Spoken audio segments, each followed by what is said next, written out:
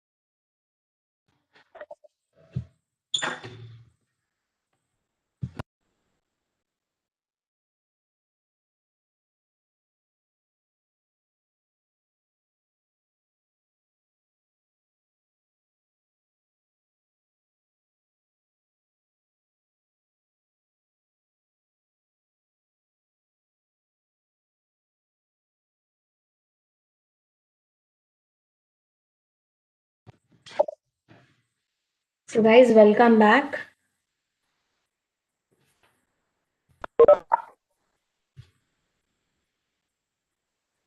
I hope everybody's joined. Okay. So, we are done with explication and we're moving on to critical appreciation. So, my question to you, what is critical appreciation? I request you all to write it in the chat box.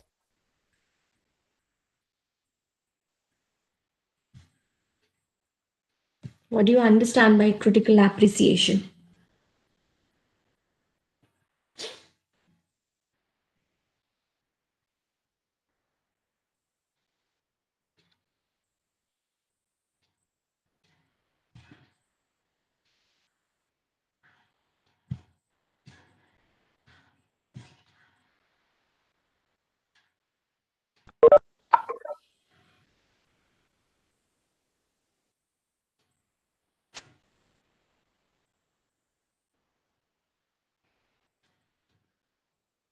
Okay. So, critical appreciation is basically, in simple words, if we put it, it means analyzing and evaluating. Okay, so thank you so much. She says, I've got a response saying explanation plus figure of speech. Wow, thank you so much. So, if we talk about in simple words, it actually means evaluating, analyzing a poem. Why do we do that? We do that to gain a better understanding of it.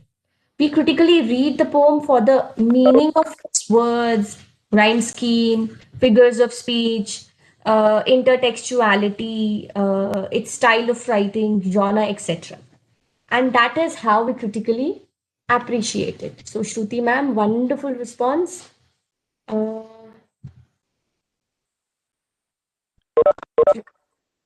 to critically read a piece of literature in order to understand the central idea of the poet is trying to convey. Yes, Shruti ma'am, bang on. Thank you so much. Another response says style and tone of writing. Yes, true. Now, what is critical appreciation is something that we've done. Why is it required? Why do you think we need this?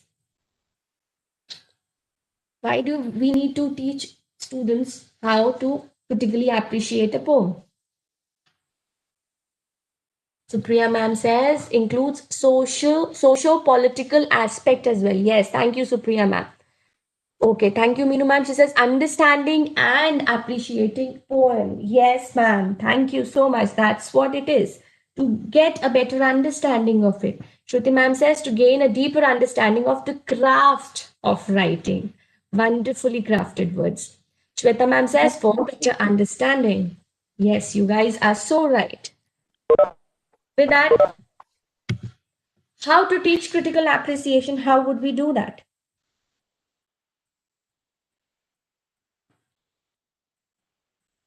We've done what it is, we've done why it is.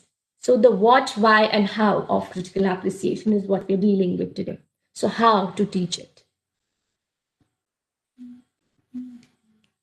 How to do it?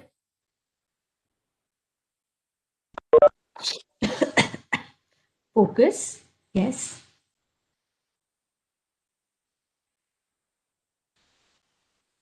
Bringing attention. Okay, Samriddhi ma'am, my voice is very low. Am I clear now? I've brought myself closer to the mic. Okay, thank you so much. Okay, Shruti ma'am says asking students to delve beyond the surface meaning with leading questions. Wonderful, ma'am. Ma'am, I would like to request Shruti ma'am to unmute herself and tell us a little about leading questions. You are so right. Shruti ma'am? Yes, I think students are to be given some sort of scaffolding questions.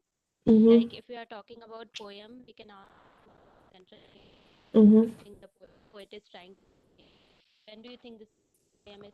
Why is the poet is trying to say this thing? What do you think his stance? Do you think his stance is correct? Mm-hmm. Mm-hmm. You're so right. You're so right. Wonderful. Wonderful, ma'am. Thank you for such a wonderful response. So leading questions, very true. It's basically questions that prompt or encourage the answers that are wanted. So this is something that we can take up. Thank you so much, Shruti ma'am, for bringing us there.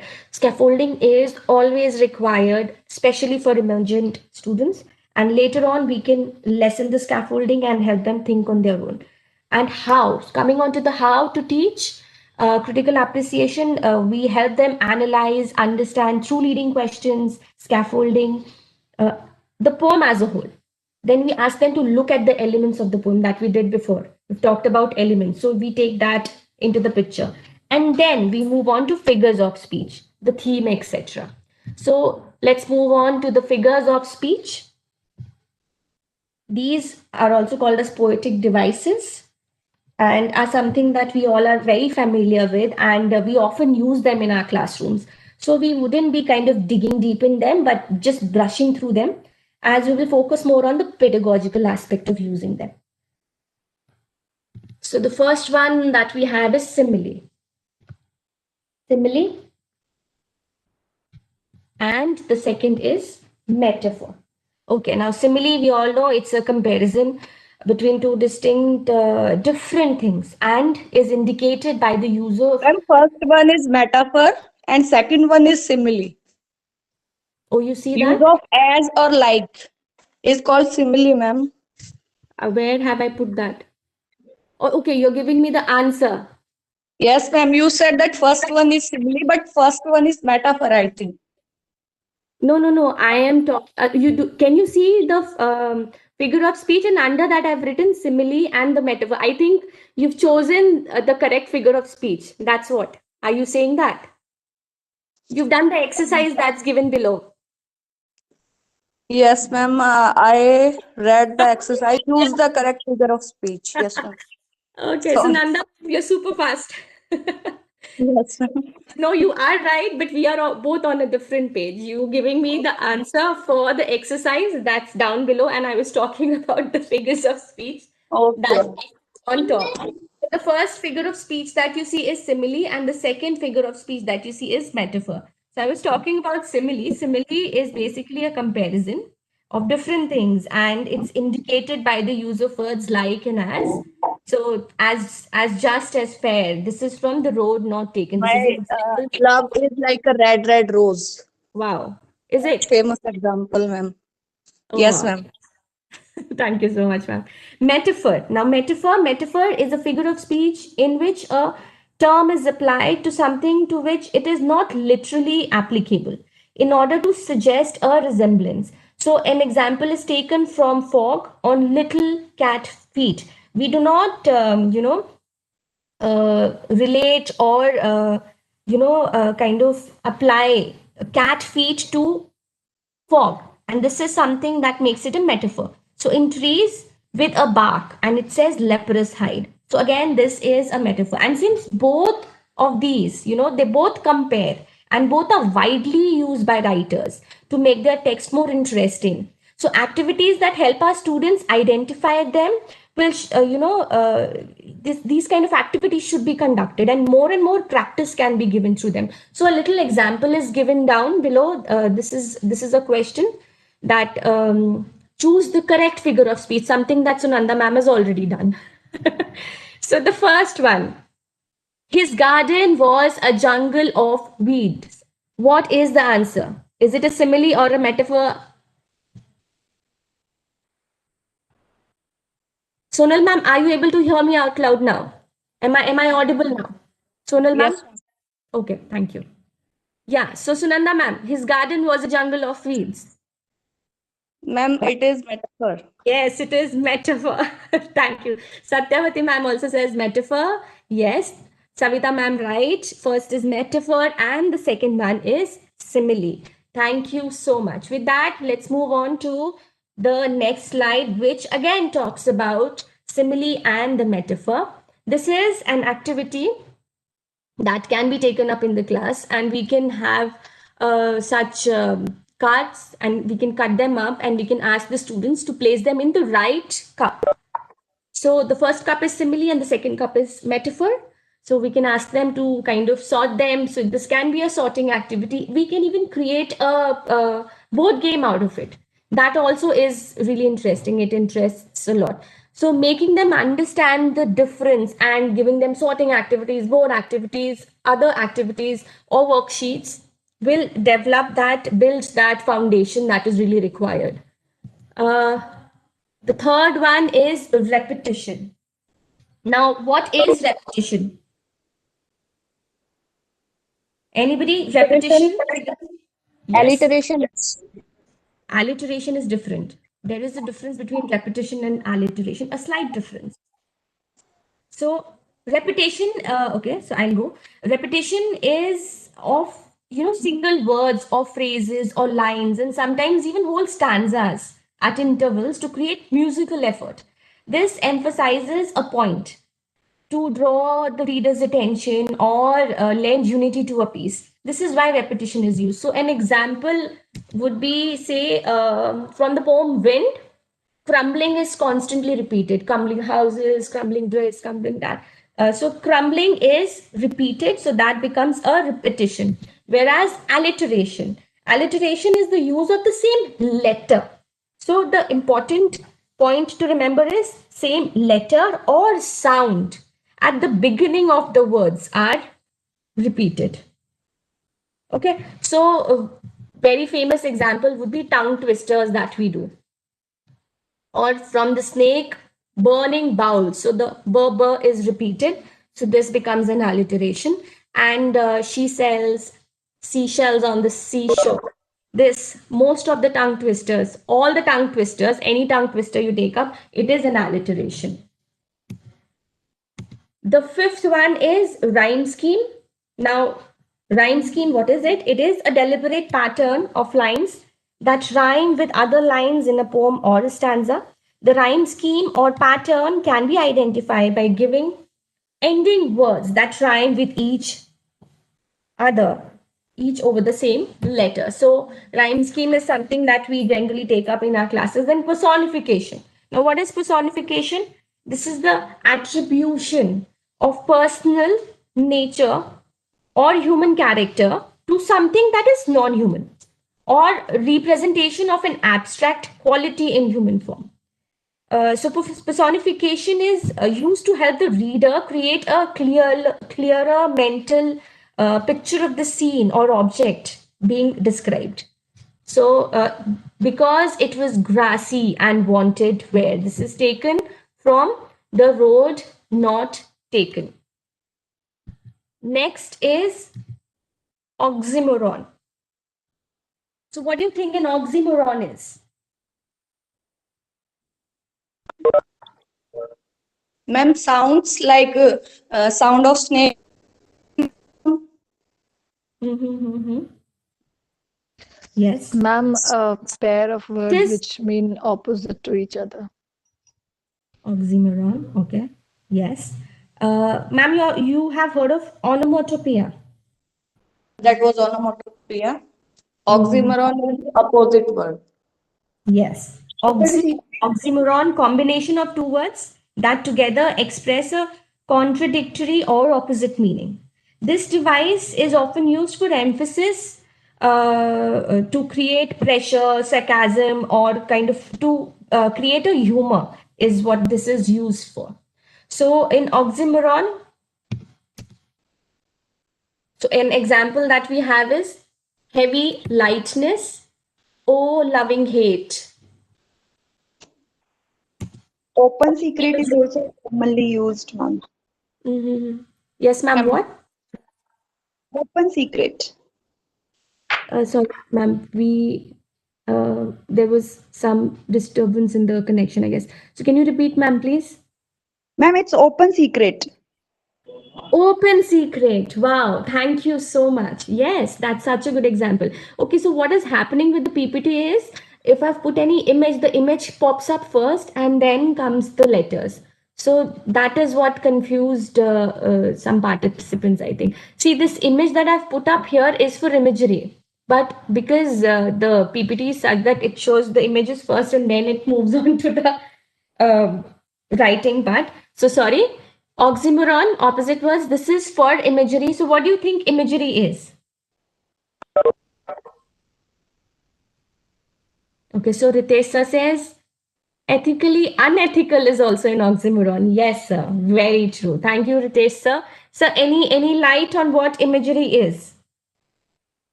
I'm kind of creating a, visual picture Visual. in the minds of people through Mm-hmm. words, explaining in such a manner. Mm-hmm. Visual description. Wonderful, Samriddhi ma'am. Thank you so much. So imagery is when an author describes a scene, thing, or idea so that it appeals to our senses. And what senses? The picture is putting it out loud. Taste, smell, sight, touch, hearing. So this device is often used to help the readers clearly visualize the context and content by creating a strong mental picture. So we see a lot of imageries in our texts as well. Thank you, Sunanda ma'am. She says a visual description. Yes. Next is symbolism. So symbolism, guys. Anybody would like to? We've shown the example as well. Okay. So it refers to use of an object, a figure, event, situation, or other idea in a written book to represent something else. So typically a broader message or deeper meaning that differs from its literal meaning. The things used for symbolisms are called symbols, and they'll often appear multiple times throughout the text, sometimes changing in meaning as the story progresses or the plot progresses. So, an example that says wind is a symbol for change. Okay, the road not taken, choices made and missed. Okay, next is hyperbole. Now, what is it's some people say hyperbole, so I'm sorry if I pronounced it wrong. Hyperbole. What is hyperbole?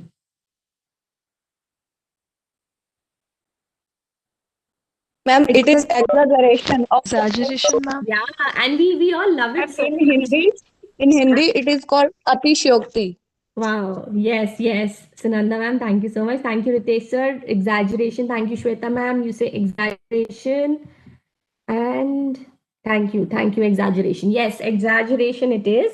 It is an obvious and intentional exaggeration, such as I read a million books this summer.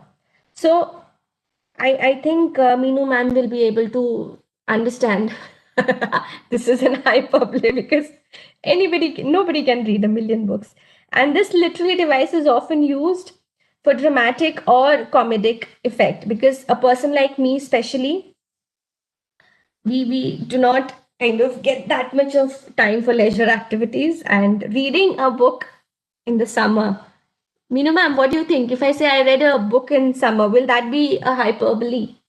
Or I will think you are teasing me because I am a book rat. So she is actually pulling my leg. We are so opposite. Thank you so much. Thank you, ma'am. So, hyperbole. An example that's given is I have told you a million times not to dance on that ladder. Okay. I should be using this for my kids, I think. The second one is running faster than the wind. Anybody who can do that? Okay, Ritesh sir has given us an example. A poor family with only two Audi and a charter plane. Wonderful, Ritesh sir. This is wonderful. Yes. Refrain. What is a refrain? Ritesh sir, I really like that. Poor family with just two Audis and a charter plane. How sad. Refrain.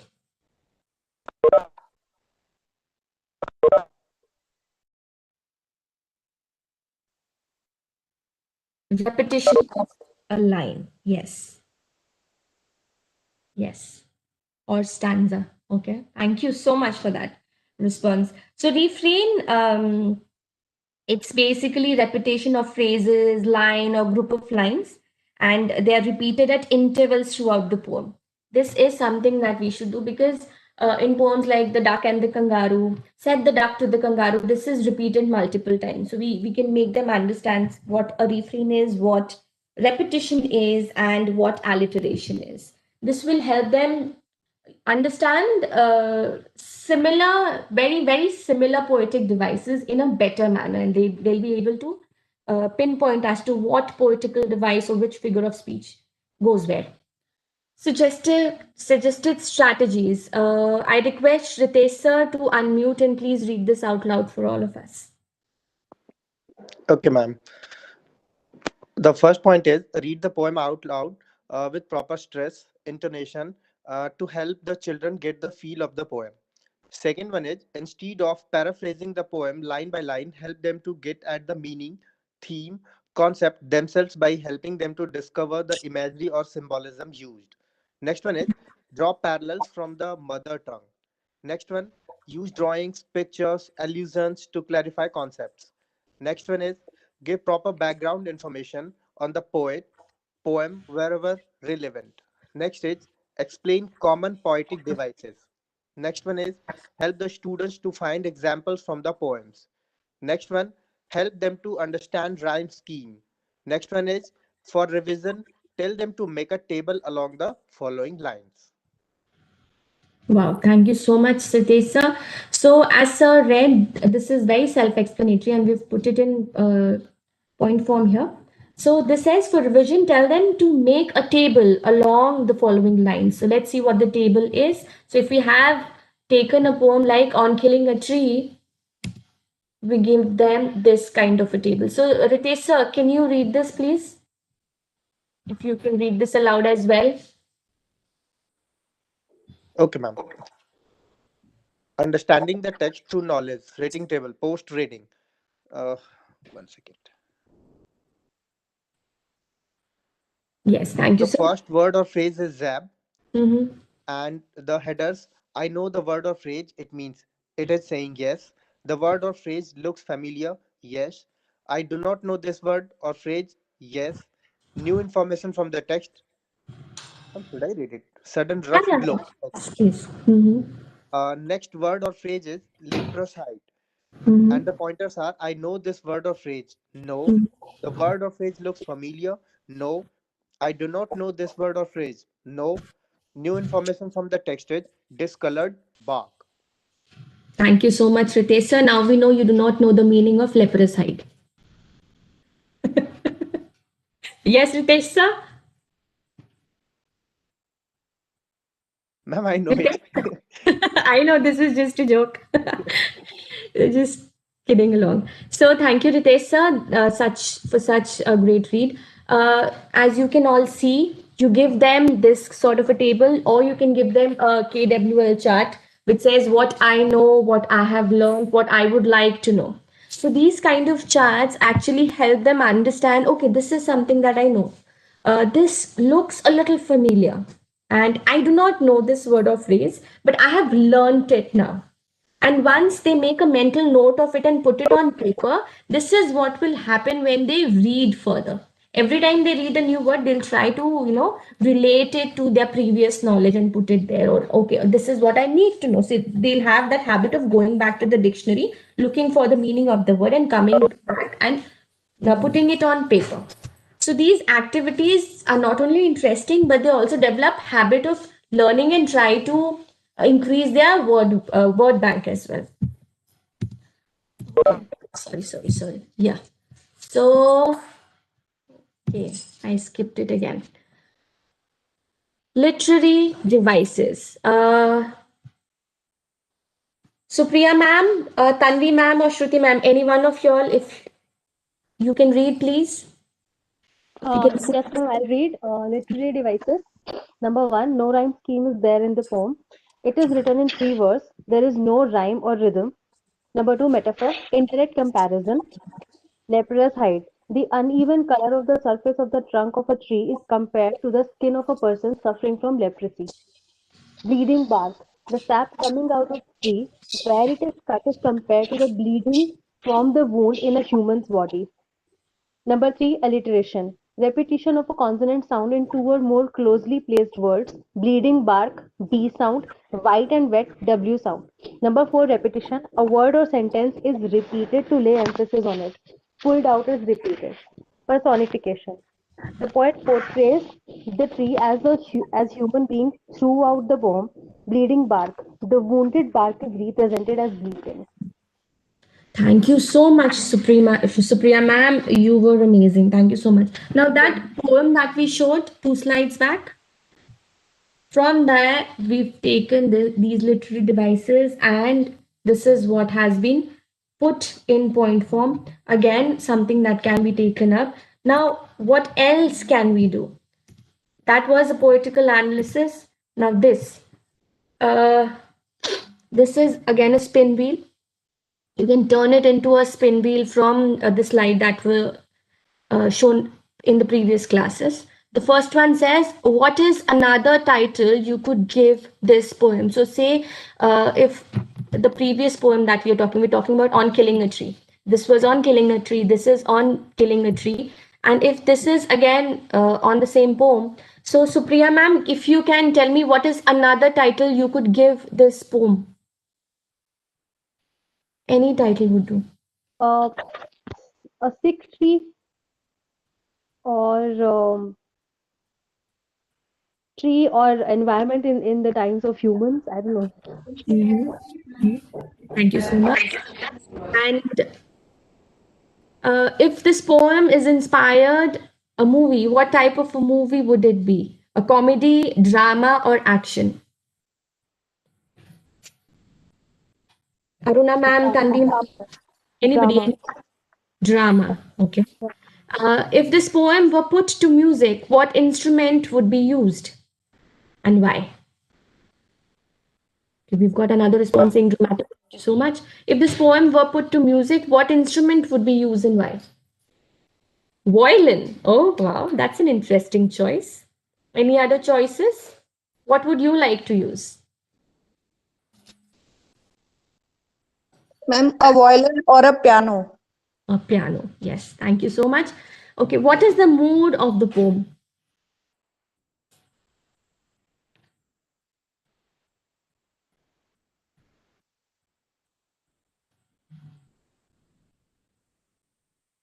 On killing? Ma'am, it is in sad mood. Yes, a sad mood.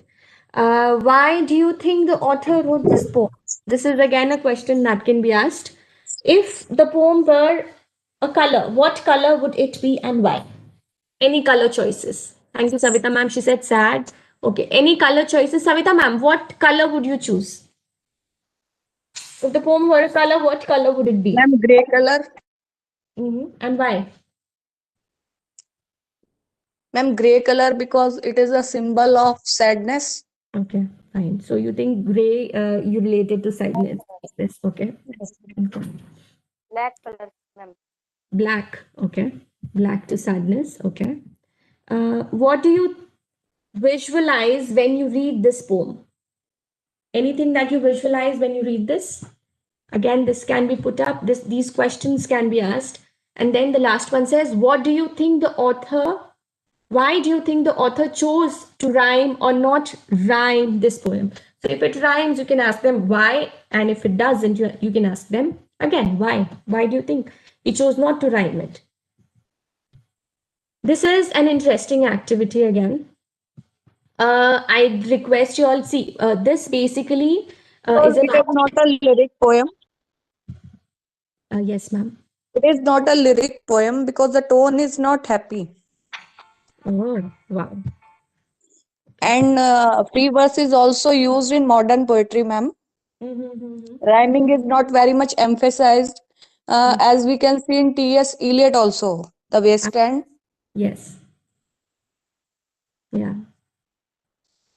So every poet It chooses. is showing the complication of the modern life. Yes. Thank you so much, Sunanda ma'am. With that, we are moving on to the next activity. This says figurative language. We've taken it from a site and we'll be sharing that on uh, the Telegram group that we have. So this says, type some of the song's lines that contain figurative language in this box. Then explain how the figurative language in this song adds a deeper layer of meaning. So you can take a song, or you can play a video, or you can write down the lines. So I'm playing you a song and you have to tell me which figurative language is used, which literary device is used. So everyone, ready, steady, go. Okay. Ew, not able to click it now. Okay. Audible?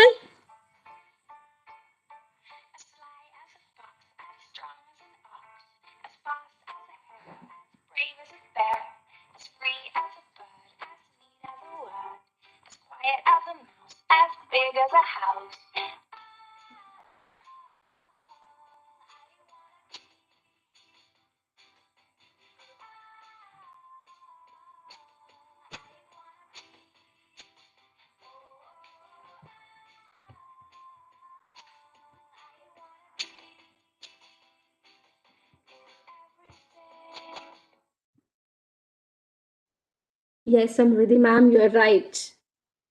Katie. Simile. Somebody says metaphor. Okay, more answers, please. Is it a simile or a metaphor? I'm playing it again.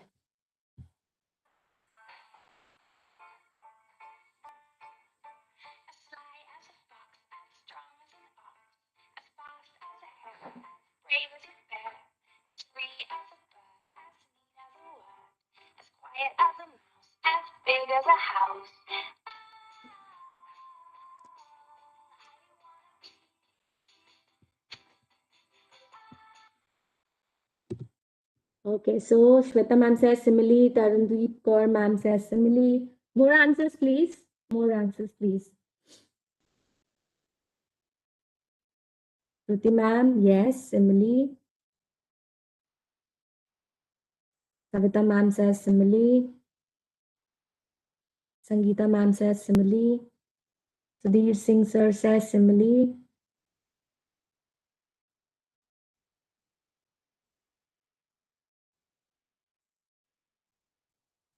Sangeeta ma'am, why is it a simile? Sudhir sir. Sunanda ma'am, I didn't get this song, ma'am. Oh, weren't you able to hear it? Sunandan ma'am, was it audible? Voice was not audible to me, So, so I didn't get the meaning. okay. Samriddhi ma'am, can you sing it out loud?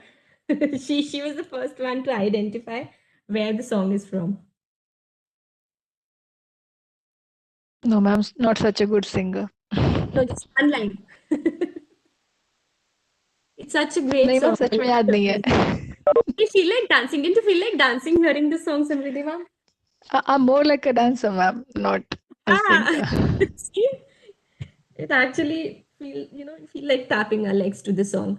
Okay, so Sudhir sir, why do you write simile? You can tell me the name of the song. Yes, ma'am, I'll share you the file instead.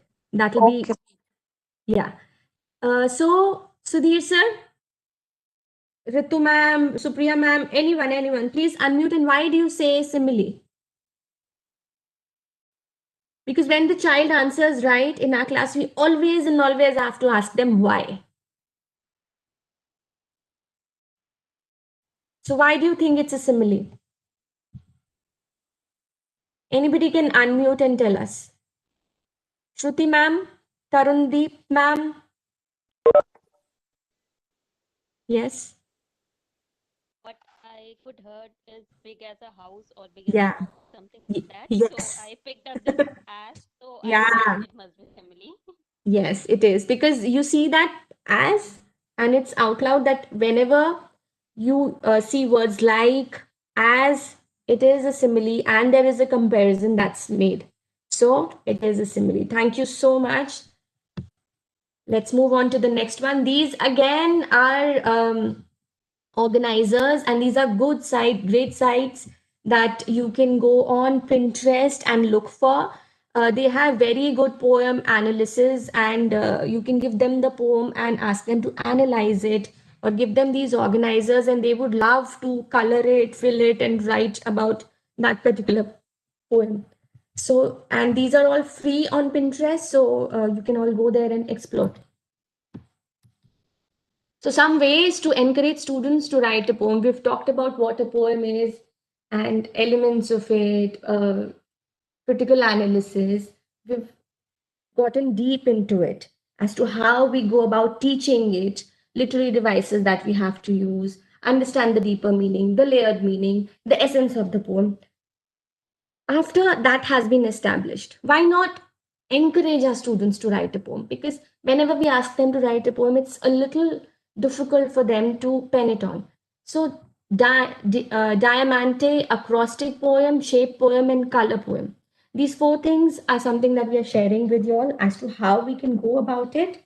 And you can choose any that you like. So, diamante poem. Now, what is this? These poems are 7 line long. So the first and the last line have just one word. The second and the sixth line have 2 words. The third and the fifth line have 3 words, and the fourth line has 4 words. So see, I hope you are able to see this poem on winter. So line 1 and 4 and 7, they have nouns. Lines 2 and 6, they have adjectives. Line 3 and 5 have verbs. So these are very simple. Children, when they are introduced to nouns, adjectives, and verbs, this is something that can be taken up in the class, and they would love writing their own. So let's try make a diamante on monsters. So it says evil, spooky, dash, dash, wailing. So what do you think would come? I've given the noun the first, monster is a noun, then I've given 2 adjectives. Then comes verbs, dash, dash, wailing. Ritu ma'am, Simriddhi ma'am, Ritesh sir, Supriya, Aruna, I'm calling each and everyone out. Anybody. Tanvi, Shruti, Sunanda ma'am, Ritesh sir, Sunil sir, Sangeeta ma'am. Slobbering, screaming, wailing. Wow. Wonderful, Shruti ma'am. Slobbering? I did not get the second word, sorry. Screaming, wailing. Screaming and wailing. Wonderful. Then the fourth line says dash vampires, dash goblins. So we need a noun here. Witches, vampires. Yes, witches, vampires, Goblins. goblin. One more word. Witches. Ghoul. Huh? Ghoul. Okay, thank you so much. Next, it says dash, scaring, dash. These are verbs. So we need 2 verbs here. We have given 1 verb, scaring, and 2 more verbs. Anybody?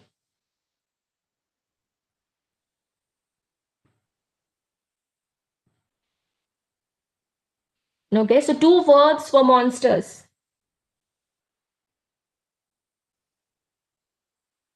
You can write in the chat box if you all want, or you can unmute.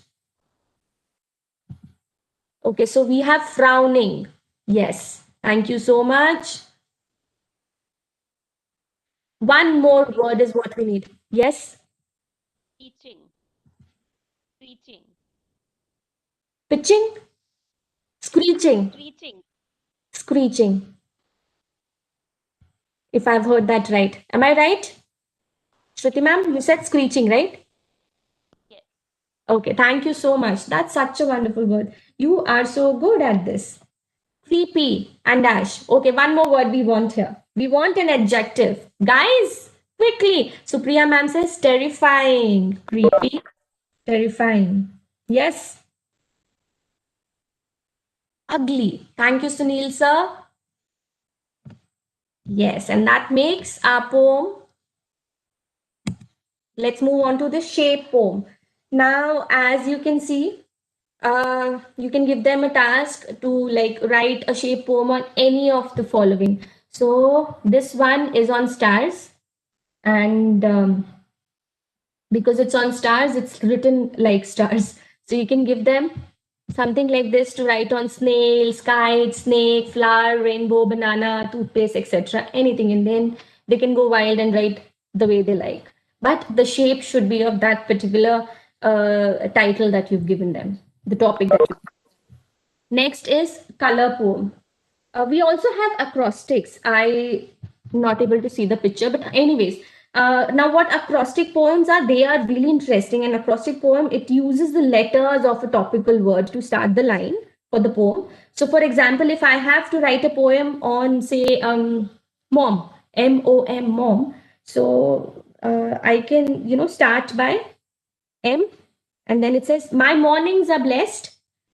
Then O, often less depressed. If at my mom's place I rest. Yes, that's my baby. Once upon a time, I fancied myself a poet, and then reality knocked. I'm not a poet, but this is what I tried doing with that acrostic poem. That slide, I'm not able to see that slide, but anyways, that's acrostic poems for you guys. And then moving on to color poem. Now, color poem, can follow the format of the five senses: the color, how it feels like, how it tastes like, how it smells like, sounds like, and how it looks like. So it's an indirect way of organically orienting students towards simile.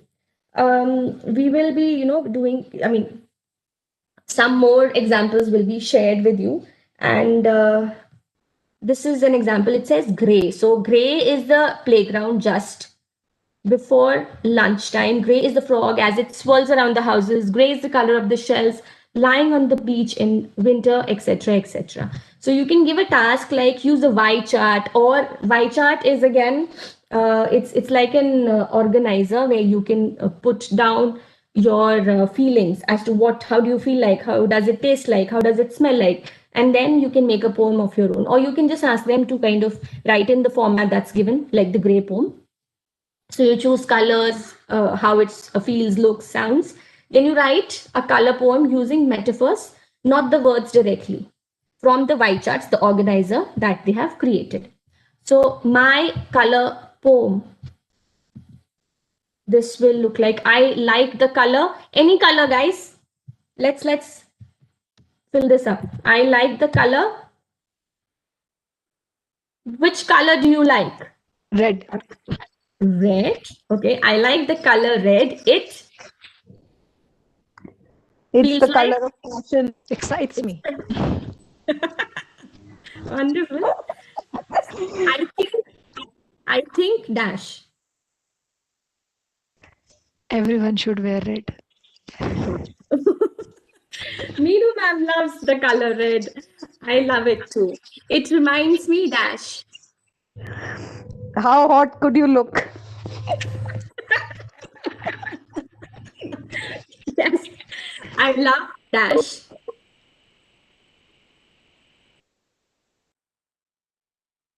I love the way people compliment me when I wear it. Anything else? I love dash. So let's go with Combining other colors with it. combining other colors with it. Oh, you're so creative, Samriddhi ma'am. I feel dash.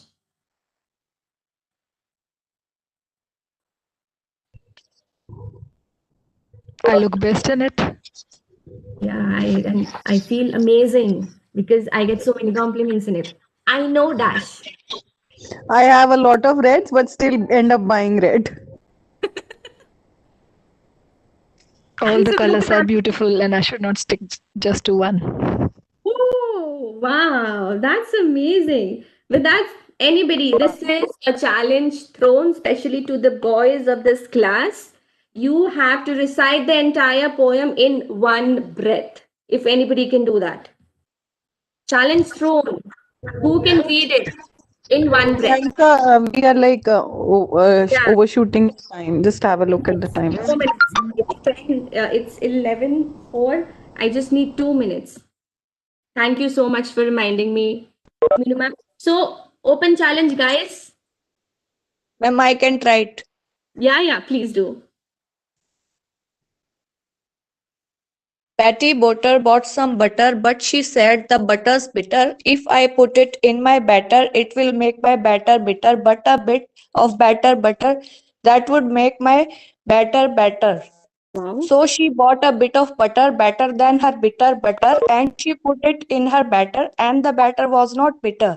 So it was better. Betty Botter bought a bit Wow, Sunanda ma'am, great.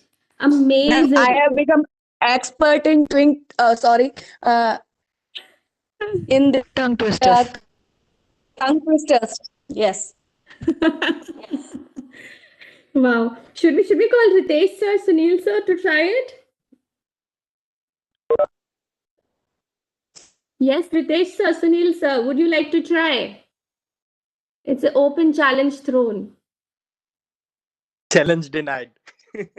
So let's try. You and I will try it together. Okay, ma'am, we'll try. Okay. Uh, Betty Botter bought some butter, but she said the butter is bitter. If I put it in my batter, it will make my batter bitter. But a bit of better butter that would make my batter better. So Wow. she bought a bit of butter better than her bitter butter, and she put it in her batter, and the batter was not bitter. So it was better. Betty Botter bought a bit of better butter. Wow, sir, that was amazing, guys. I do not have words for this. Big round of applause for you, Ritesh sir. I thought I could do it better. Let me try. Betty bought no. Betty bought some butter, but she said the butter's bitter. If I put in it my batter, it will make my batter bitter. Bitter butter that would make my batter bitter. So she bought a bit of butter better than her bitter butter, and she put it in her batter, and the batter was not bitter. So it was better. Betty bought a bit of better butter. I'm not that good, but you were amazing, guys. Thank you, everyone. Thank you to each and every one of you. With that, we'll be winding it up. So, once again, for the feedback form, I am Priyanka Shahrawat and we did poetry today. And thank you all. It was great having a session with you all. Thank you. Thank you so much, ma'am. Poetry is such an boring topic for me. Thank you for making it interesting. Oh, thank you so much, Samriddhi ma'am. That makes my day. Thank you, Priyanka ma'am. It was such an amazing session. Really, even I enjoyed it thoroughly, and it was really nice to hear you. And now it's the time for break. So we'll meet at 11:30 sharp. Thank you, Priyanka ma'am. Thank you, Meena ma'am. Thank you. Thank you so much, ma'am. Thank you.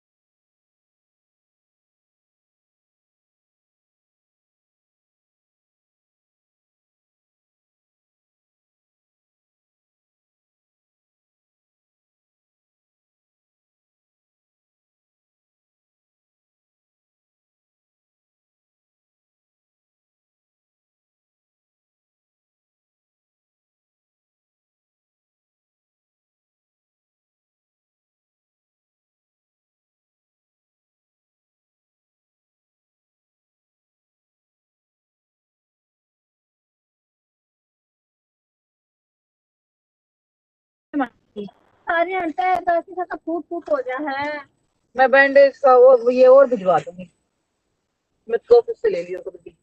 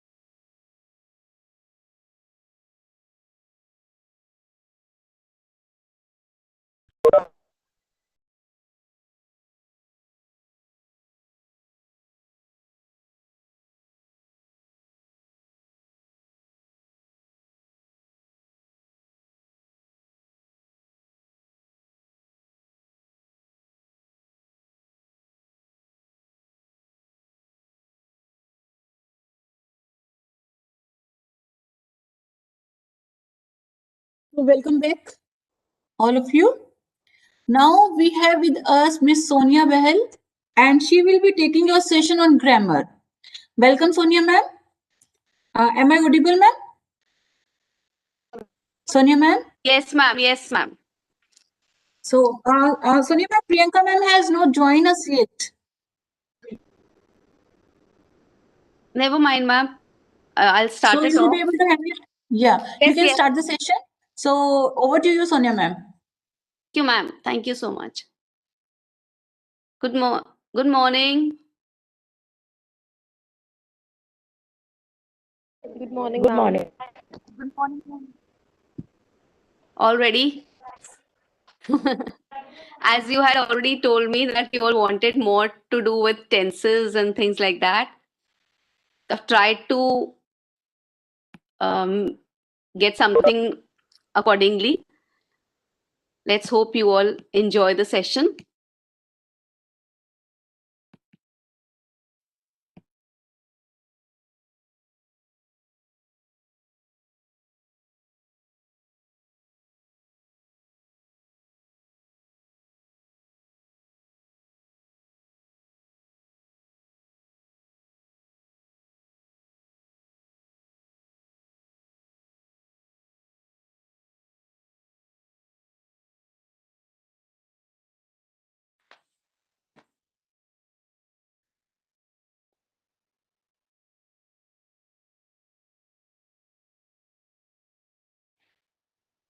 We have to do grammar today.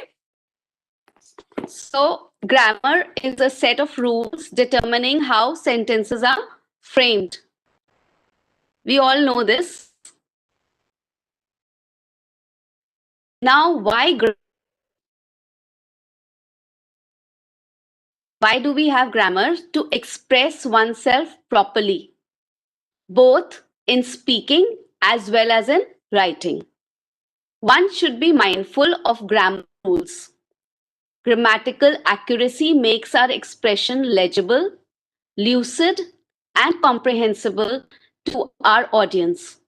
Contrary, any grammatical error may instantly undermine the speaker's image.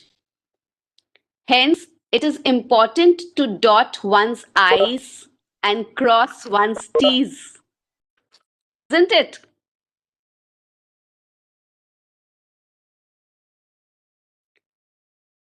I would like you all to please introduce yourself. Any of you?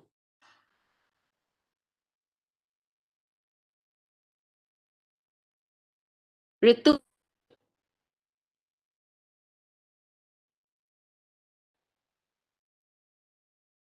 Tony, am I audible? Yes, ma'am. Please introduce. My name is Sangeeta Deshwal. I've just joined SKV number 2 Shakurpur as TGT English. Nice. Good to know about. Anybody else?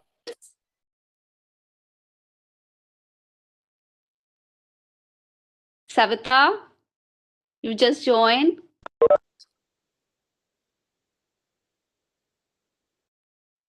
Savita ma'am? Hi, may I go, ma'am? Yeah. Okay, hi everyone. Good afternoon. I'm Tanvi and I'm an educator.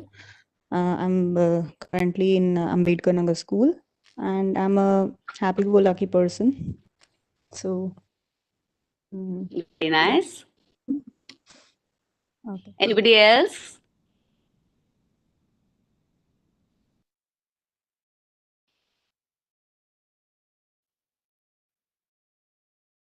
Someone else? Sanjay ji? Yes. Hello, ma'am. Yes. Yes. Yes, ma'am. My name is Samiksha. I am TGT English at GGS Siraspur. Thank you. Most welcome. Lovely. I am having participants from all over Delhi, I seem to know now. It's good to connect with you all. Lovely. Anybody?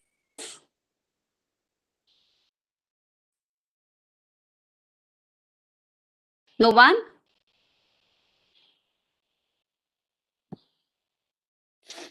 So learning from this activity is that you never start a sentence with myself. Do you? Because we are all, I told you to say about yourself, no? Rather, you can have some very beautiful and acceptable sentences, starting with I am, my name is.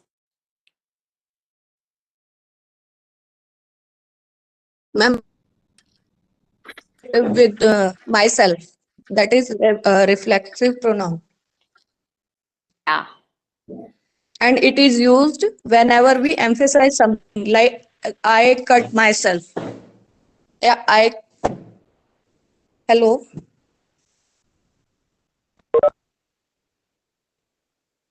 yes.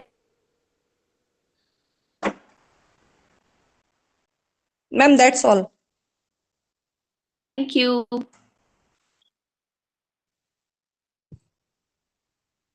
My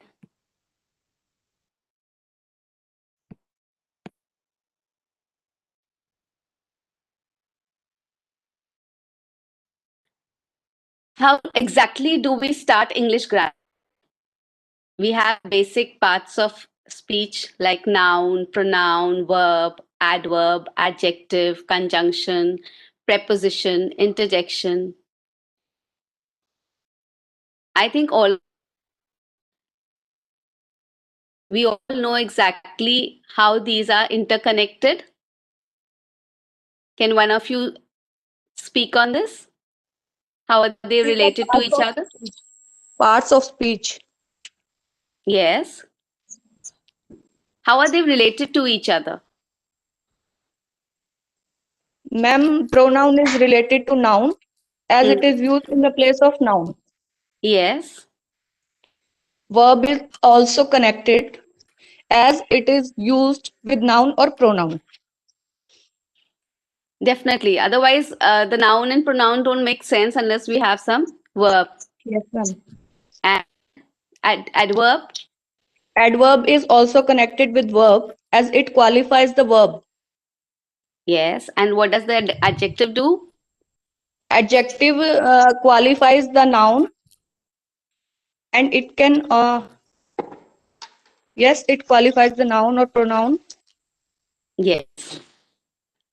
And conjunction, Ma'am, it interconnects noun or pronouns like Ram and Sham, hmm,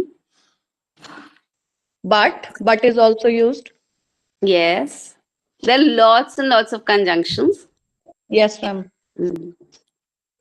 Preposition, Preposition is also used to know, sorry, to tell about the connection between, it can be between one noun and another noun or with yes, something else. definitely. So, Sunanda very nicely told us about all the parts of speech: noun, pronoun, verb, adverb, adjective, conjunction, preposition. And what about interjection? Satish ji?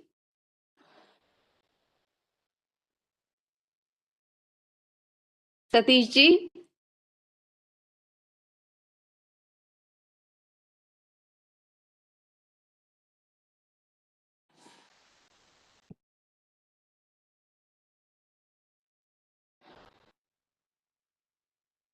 Hello?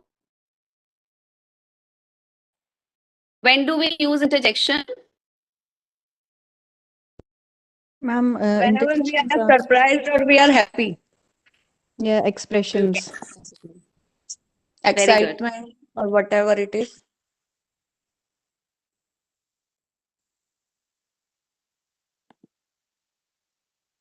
Actually, I'm trying to get my next slide and it is not moving.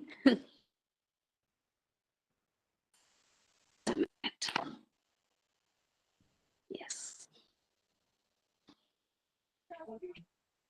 tenses we have. Tenses I'll do later in a proper way because you all had some problems saying that you would like to know more about tenses. So tenses should first be explained in terms of application, how they apply, then taught in an integrated way. We will do this after.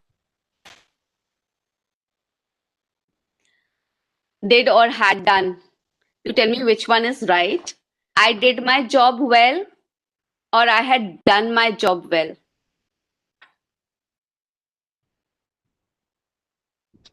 I did my job, ma'am. What is wrong in I had done my job well?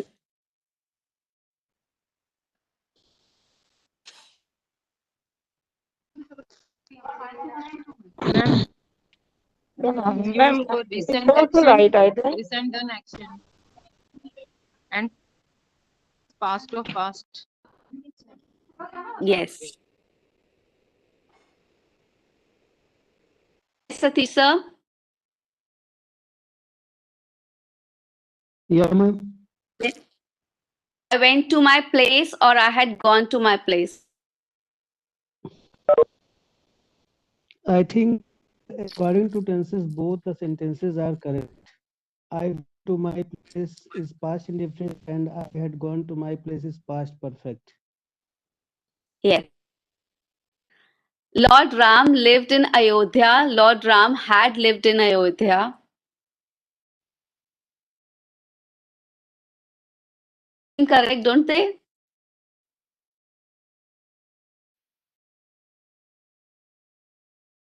Human species originated millions of years ago. Human species had originated millions of years ago. Chloe cried. Chloe had cried. So this will go on. We'll do it. Now we have verbs.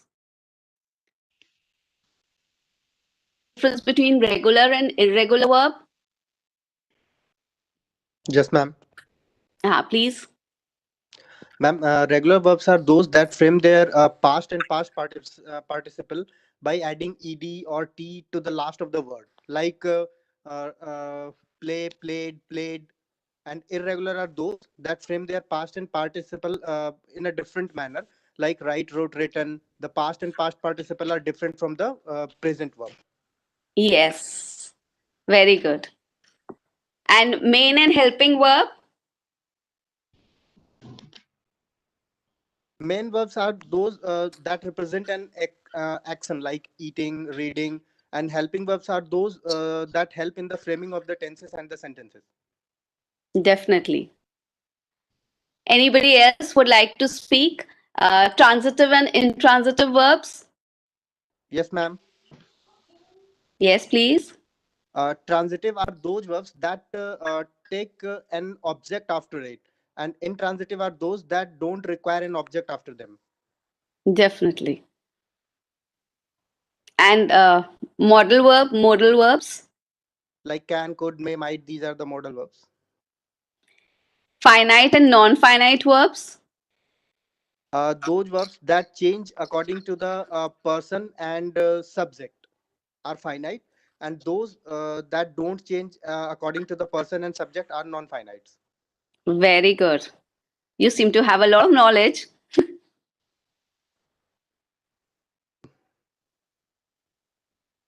This is a beautiful activity.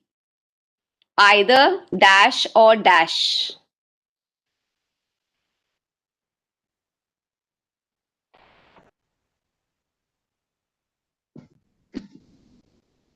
Coffee. Coffee or Tea. either coffee or tea. Good. Next one.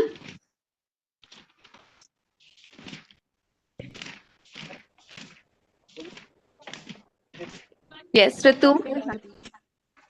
Neither you nor me. Neither?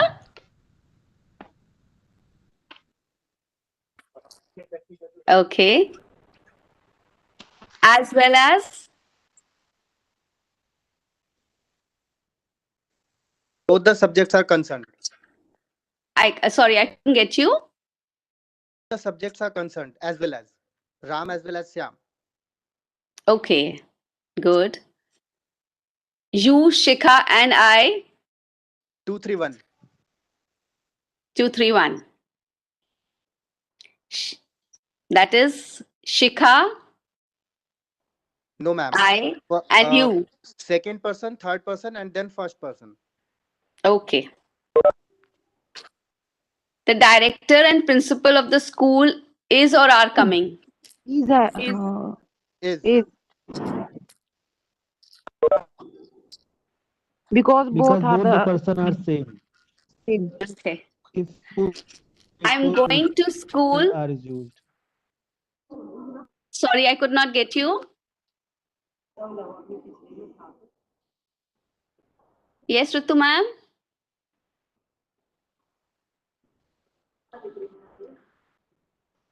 Going to school. Going to school, Going to not the. school. Going to school when we go for regular use, and going to the school whenever we visit for the special occasion.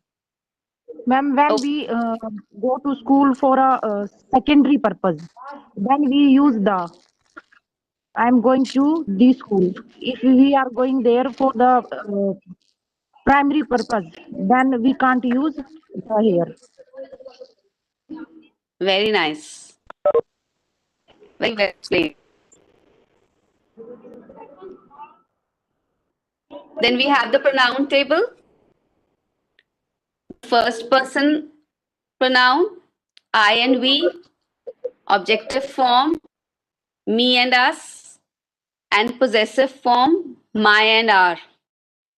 Second person pronoun, you, and your. Third person pronoun, he, him, his, she, her, its. I think all of you know. So we'll go make grammar very interesting. How can we use a ball game? Have you ever used a ball game with a grammatical exercise?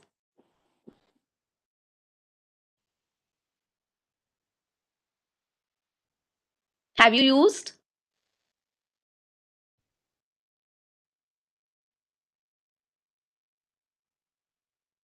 Ritu?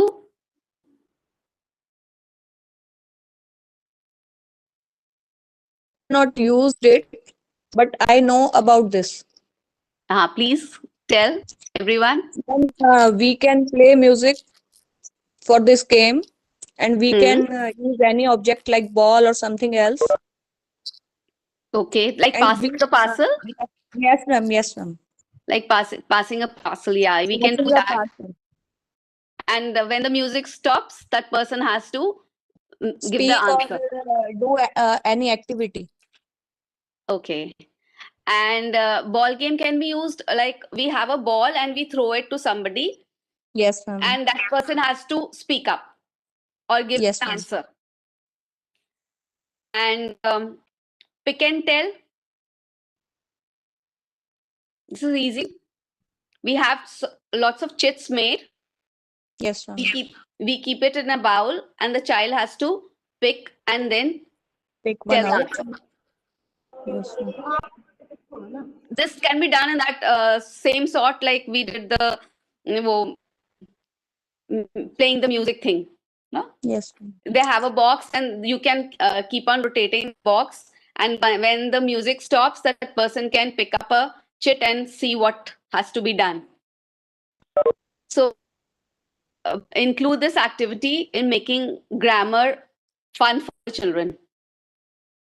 Then jumble sentences. Ma'am, we can use these sentences in storytelling. Okay. We can jumble the story, the sequence, and Yeah. then we can ask the students to unjumble this or arrange the sentences in a coherent way Yeah. to make a In sense. the Yes, books also, after a yes, chapter, ma'am. have certain sentences written down and we have to put them in order. So children Yes. love doing this because they have already heard the story, so they know exactly how to go about it.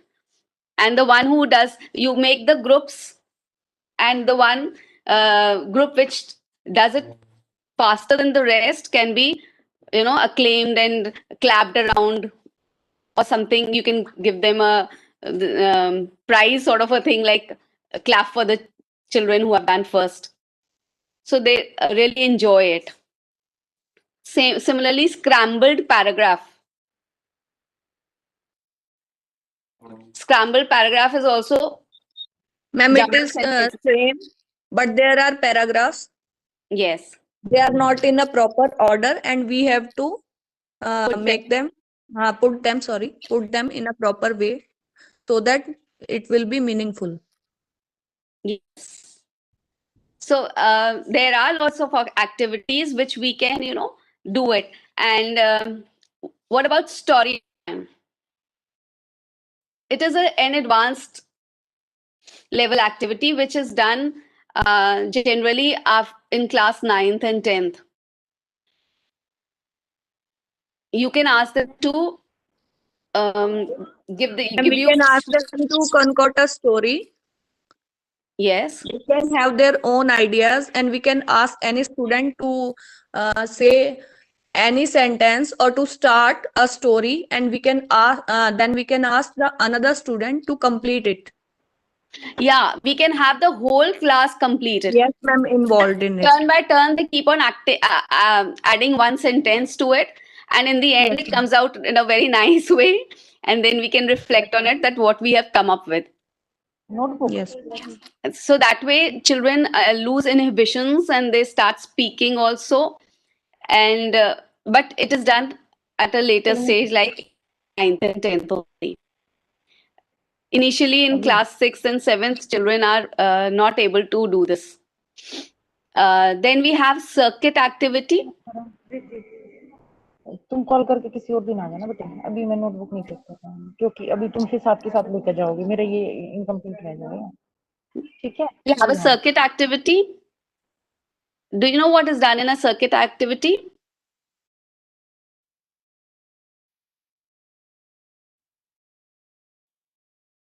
What we generally do is that we form groups. Something like, Yeah. ma'am, it can be something like interconnected, like a chain activity. Just a minute. Yeah. Interconnected like a chain, yes.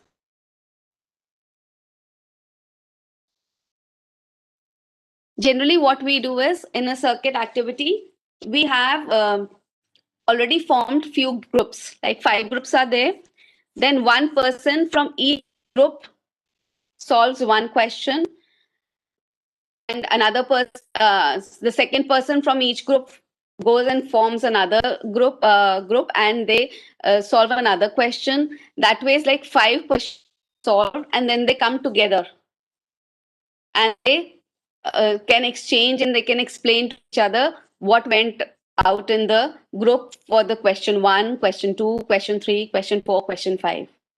So they have a good sort of a mingling thing, and they learn also very fast. It's been seen in quite a few uh, classes which have done this activity, that they have really done very nicely, and they really learn a lot from this because it has been discussed in a group, so they know exactly what is to be told to the rest of the group. So they listen also, and they have to speak also. So both listening and speaking activities are also done there. I think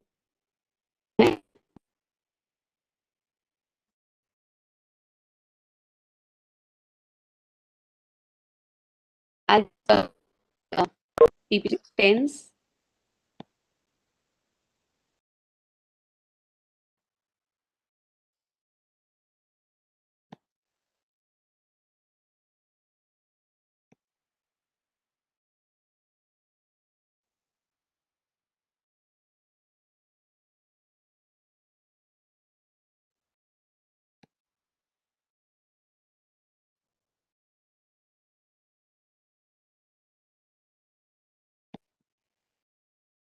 Sorry, it's taking a little time.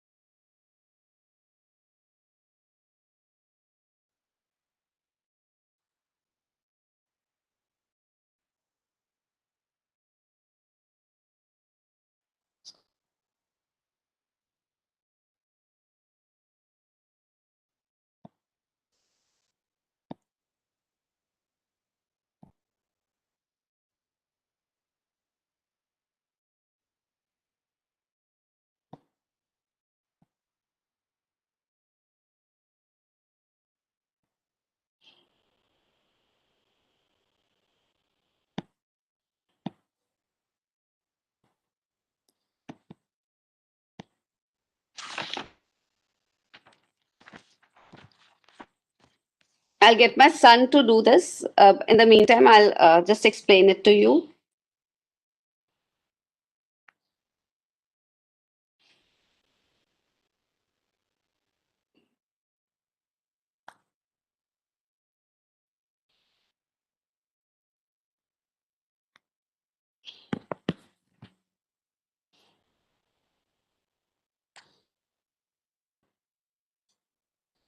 Akshay को बुला दीजिए please.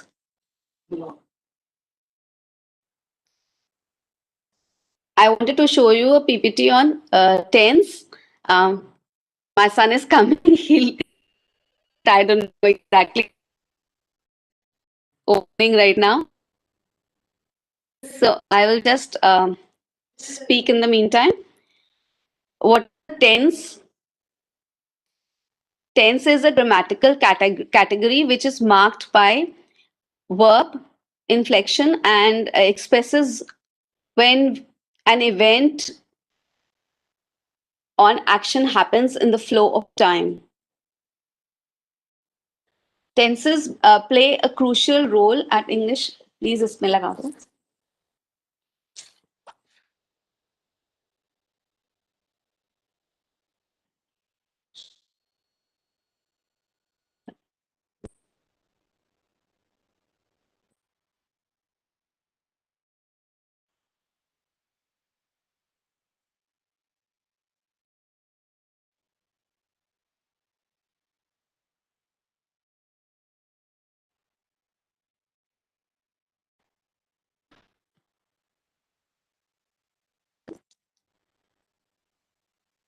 Sorry for the delay.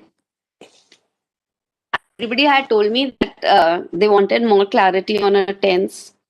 The tense is a grammatical category which is marked by verb inflection and expresses when an event or action happens in the flow of time. Tenses play a crucial role in English language. It denotes the time an action takes place, whether sometime in the past, in the present, or will take time in the future. On the basis of time, tense can be divided into past, present, and future. Each of the three above mentioned tenses can further be divided into subparts. These subparts include simple, continuous, perfect, and perfect continuous.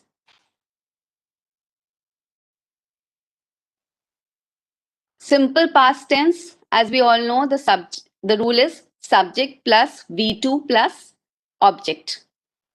He ran away. Here, the subject is he and ran is the second form of verb of run, followed by the object. Then we have past continuous tense. This can be divided into two parts, singular and plural. Like it is given, she was going shopping. So in this we have V1 plus ing, was. Here the subject is she plus was. It is followed by the first form of verb plus ing, and then the object, and then the object shopping. And in a plural form we have they were going shopping. Here the subject is they, and were followed by first form of verb and going, and then the object shopping.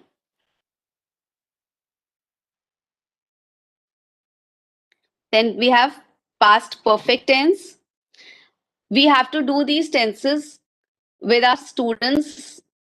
Actually, one tense should be taken up for at least 1 week or 15 days so that the children become adept at it, and then they can really know how to handle the tenses. And after two tenses, again, you have to try and make them do it together so that they know exactly where to correct what. Past present tense, we have subject plus had plus V3 plus object. Sumit had left the job. What is the subject in this? Sumit. And had is already there. Left is V3 and the job is object.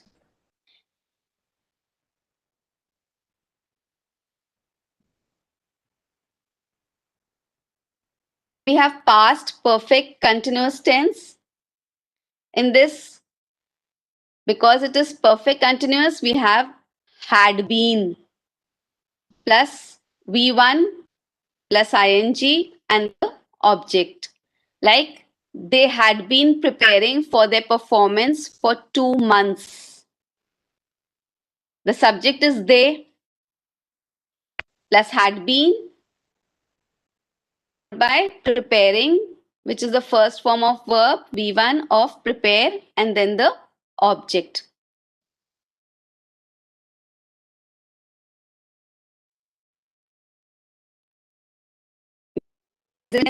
That can be defined as an expression for an activity that is currently in action or is habitually performed.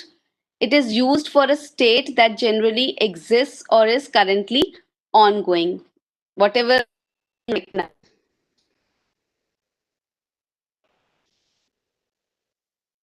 We have simple present tense. This is also divided into singular and plural because of the verb.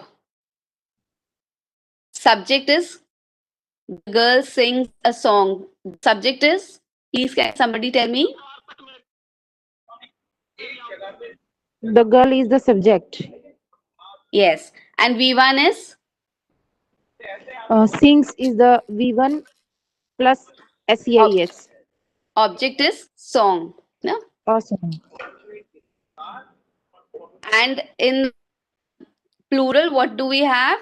Instead of girl, we have girls. Yes, ma'am.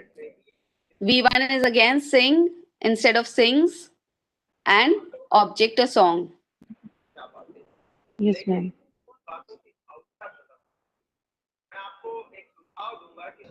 There is some sound coming.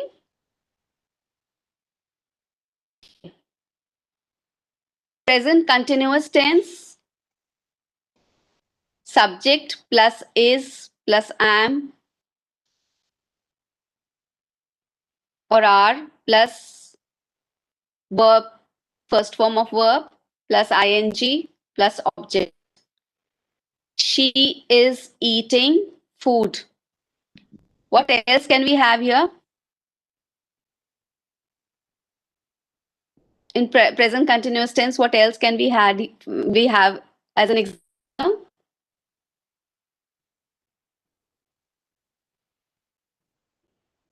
Anyone?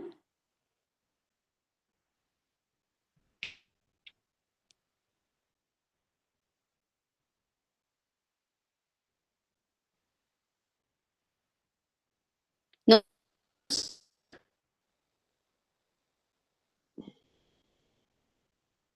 Ma'am, I can read it out. Yeah, please do.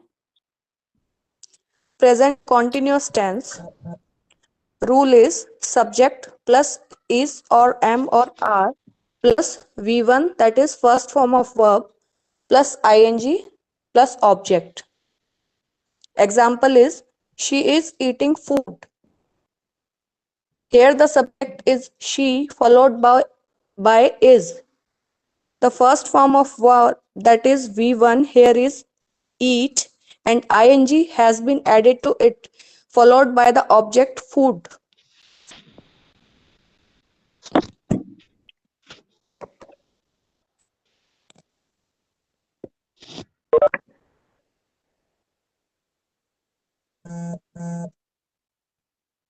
Hello.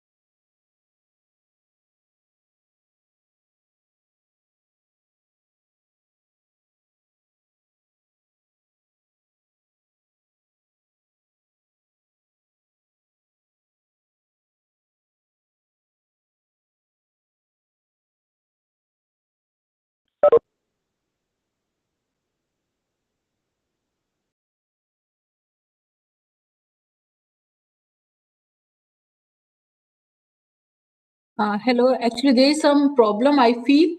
Ma'am is not here in the session. It may be like she'll join the session. Let me talk to her.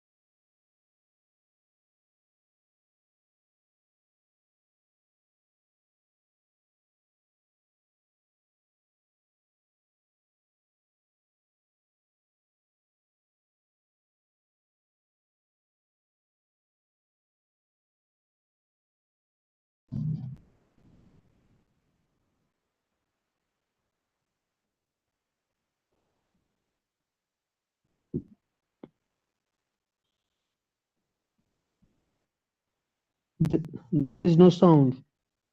Actually, somehow, there's some technical problem, and ma'am is not able to join. Actually, this session is already over, and after a break of 10 minutes, we'll meet again for the next session on prose. And Priyanka Vora ma'am is already here with us, and ma'am, welcome. And we'll start the session after 10 minutes, ma'am. All right, Chanchal ma'am.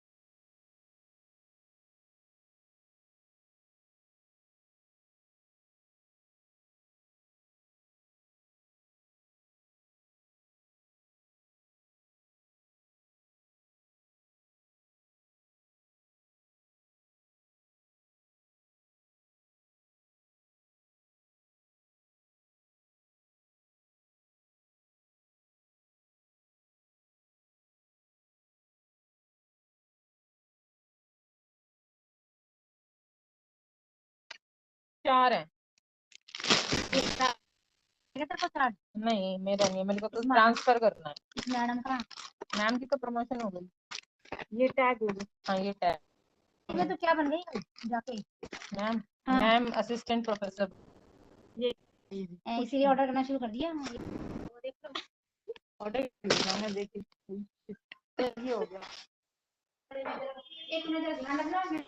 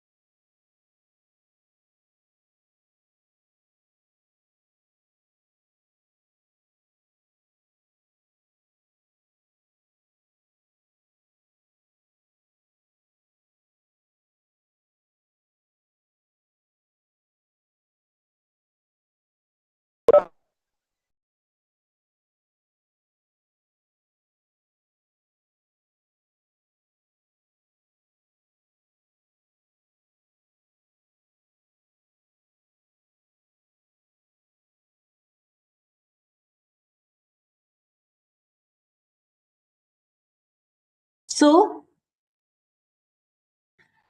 welcome back. Priyanka ma'am is already here with us, Priyanka Vora ma'am, and she will be talking about prose. I think she will be talking about the pedagogy of prose. And Sonia Behel ma'am, she'll join as co-RP as soon as possible. There is some network issue with her. So I welcome Priyanka ma'am, and over to you, Priyanka ma'am. You can start your session now. Thank you so much, Chanchal ma'am. Am I audible? Yes, ma'am.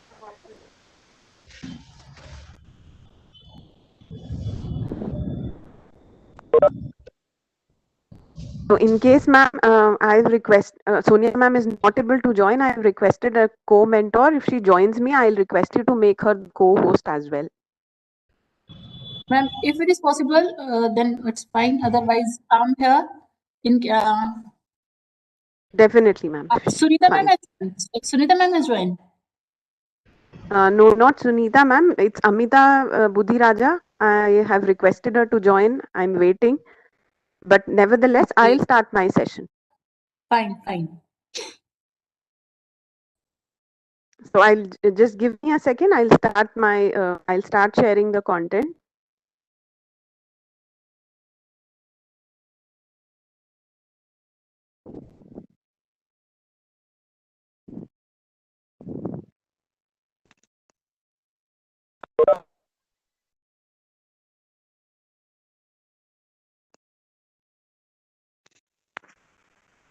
Is first slide visible on the screen? Yes. Right. Thank you.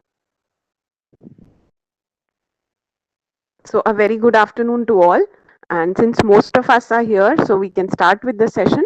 As Chanchal ma'am has already said, I'll be talking about teaching prose. I'll be sharing some classroom experiences. I'll try and give you some teaching ideas about how do we deal with prose lessons, what prose is, why do we have it as part of as part of our syllabi, and how do we deal with it. So I request all of you to please be interactive. I understand it's been a very long day for you attending back-to-back sessions, but since this is the last one, I hope you have some meaningful takeaways at the end of this session. So let's start. This is a quote about reading, and it says, reading is an exercise in empathy, an exercise in walking in someone else's shoes for a while. So I request you to remember this quote for some time, because during the session we'll be coming back to it. So this is the topic. In case you require these details for filling up the feedback form, they are here. How have people understood or defined prose? And one particular thought says words, prose means words in the best order.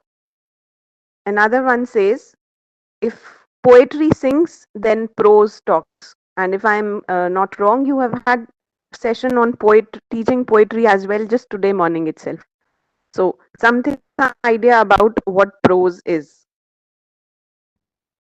Now, based on this, can some of you please share in the chat box or unmute yourself and tell us all what is your understanding of prose? What is a prose piece? Is there any, maybe you can type in some key features or maybe give me some examples. So I'm waiting for the participants to share their views.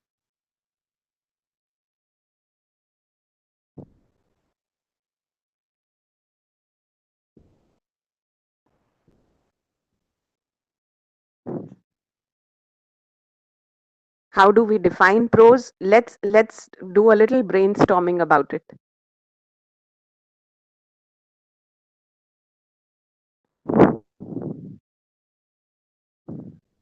Shruti ma'am says it's text on a particular theme of ideas and comes in various genres. Yes, it deals with a variety of literary styles. Correct. Someone else, please. It's creation of mind. Okay, it's about ideas. It's writing thoughts. Yes. Writing your thoughts is possible in poetry as well, if I'm not wrong. Yes. But anyway, you're right, Samdhi ma'am. It's written in simple language. Absolutely. So thank you all for sharing. Let's look at it. It says prose comprises of full grammatical sentences. Yes, that's the first feature. Second, there are paragraphs. Third, it foregoes aesthetic appeal in favor of clear, straightforward language. So, language that we use for conversation, it's that's basically prose. That's the style of writing we follow while while composing a prose piece. Great. Now, some of you have defined prose in your own ways. Can we have some examples? When you think of this word prose, what examples can you think of? Now, it's been some time that you've been teaching it to secondary grade students. So, any examples that you can think of from your textbooks or something that you have read?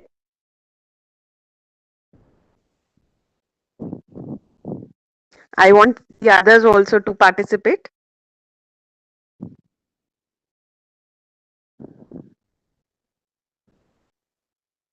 What kind of prose lessons have we been dealing with with students of classes 6 to 10th?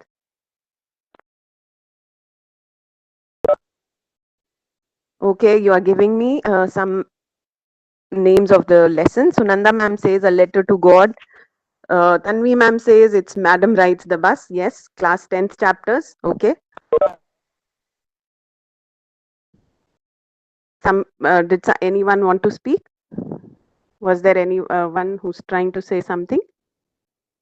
A thief's story. Yes, these are some lessons in their class 9th and 10th syllabus.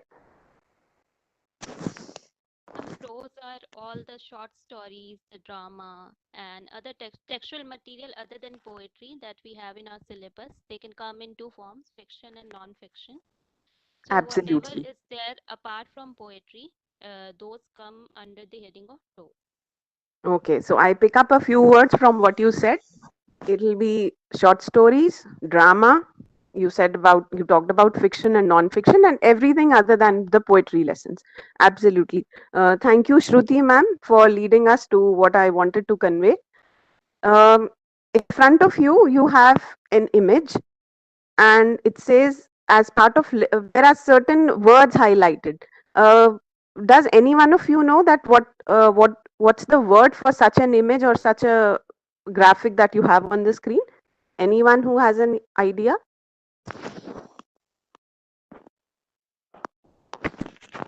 All right, I'll just, sorry, could you come again?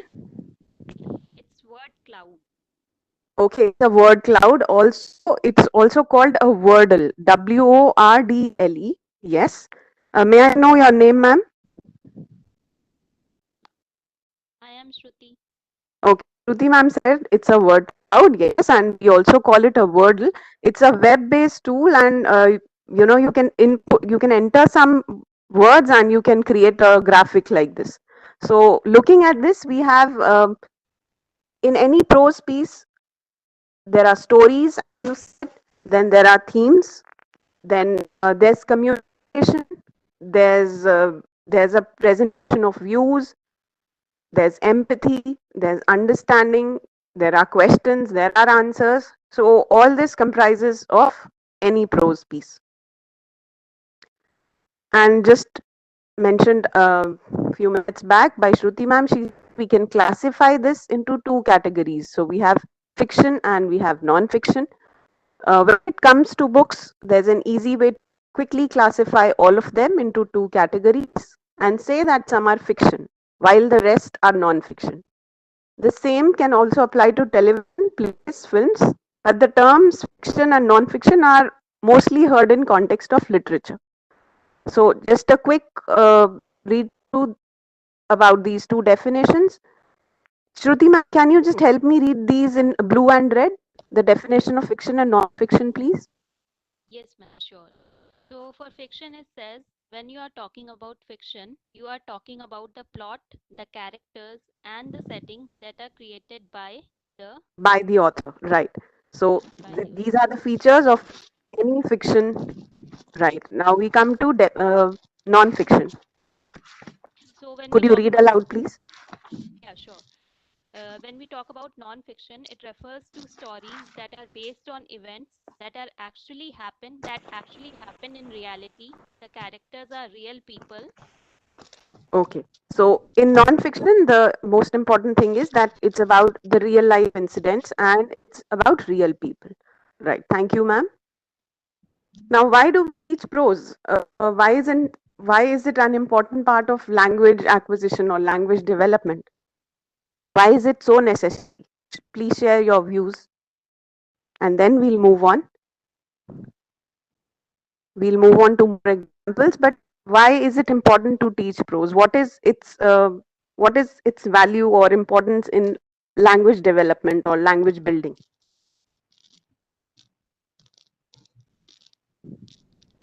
Because if we are convinced that why we are doing something, I we do that job better. So that's the reason certain questions are important that we think about. Okay, acquire vocabulary. Students get a good idea of themes, structures. Correct. Thank you, ma'am.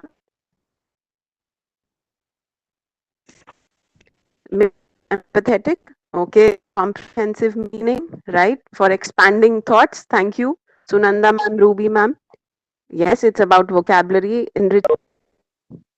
Okay, so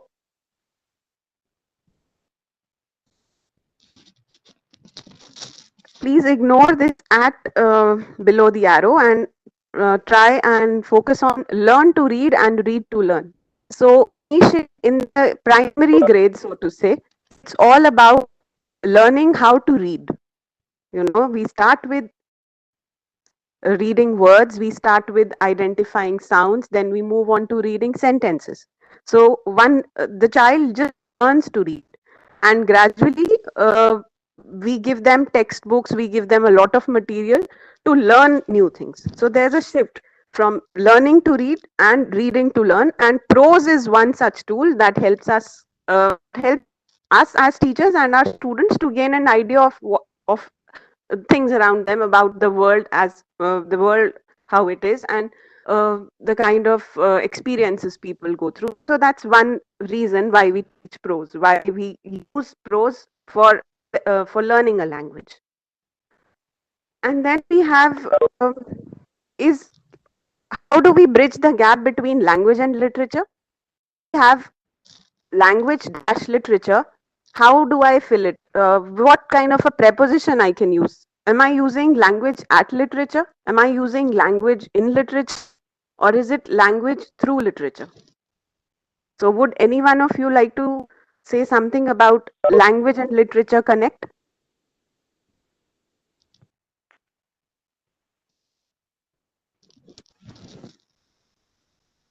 Shruti ma'am says it's through language through literature. Yes, that's one school of thought. That I'm using literature to gain an understanding of English language. Okay, anyone else? Sunanda ma'am says it's language in literature. Yes, that's equally correct. You a variety of language skills activity using that same literature piece, using that same prose text. Fine. So these are some reasons. You said it's all about enhancing vocabulary. So more than reading fluency and comprehension, there are many more reasons that why we take up those lessons. You have in front of you certain learning outcomes. I'll quickly read them out. Learning outcomes in context of teaching prose. So if there's a prose lesson, I expect my reader to read aloud and recite prose or poems with proper stress, pause, tone, and intonation. Reading comprehension, the given text or materials, employing strategies like skimming, scanning, predicting, previewing, reviewing all the reading skills, micro reading skills. Reading with comprehension and interpret layers of meaning. And the last one says, read literary texts for enjoyment or for pleasure and compare and interpret, appreciate characters, themes, plots, and incidents, and also to be able to give opinion. So if you remember, I asked you to remember the first slide that I had displayed, that reading is putting yourself in someone else's shoes. So yes, definitely that's one objective, and these are a few more. Now why am I emphasizing on these is because if I know the goal, I'll find my way out, and I'll make sure that I reach the goal, in a most effective manner. So that's the purpose of sharing. What is it that we are trying to achieve with prose texts? So we want them to read aloud, we want them to interpret it, and appreciate the characters, and also relate it to their real life incidences, and hence build on their language skills. Now you mentioned some examples of prose, and you talked about short stories. So we have a few more here. We have the novel. Till 2 years back, classes 9th and 10th had novels in their as part of their syllabi, and it was Gulliver's Travels and in a boat for class 9th. Story of My Life, Helen Keller, and The Diary of a Young Girl for class 10th. Now these were very text heavy for our students. They were set in foreign settings, and it was difficult for students to understand. So we don't have them anymore, but still we can always encourage our students to read. We have great stories by R.K. Narayan. Swami and His Friends is one example.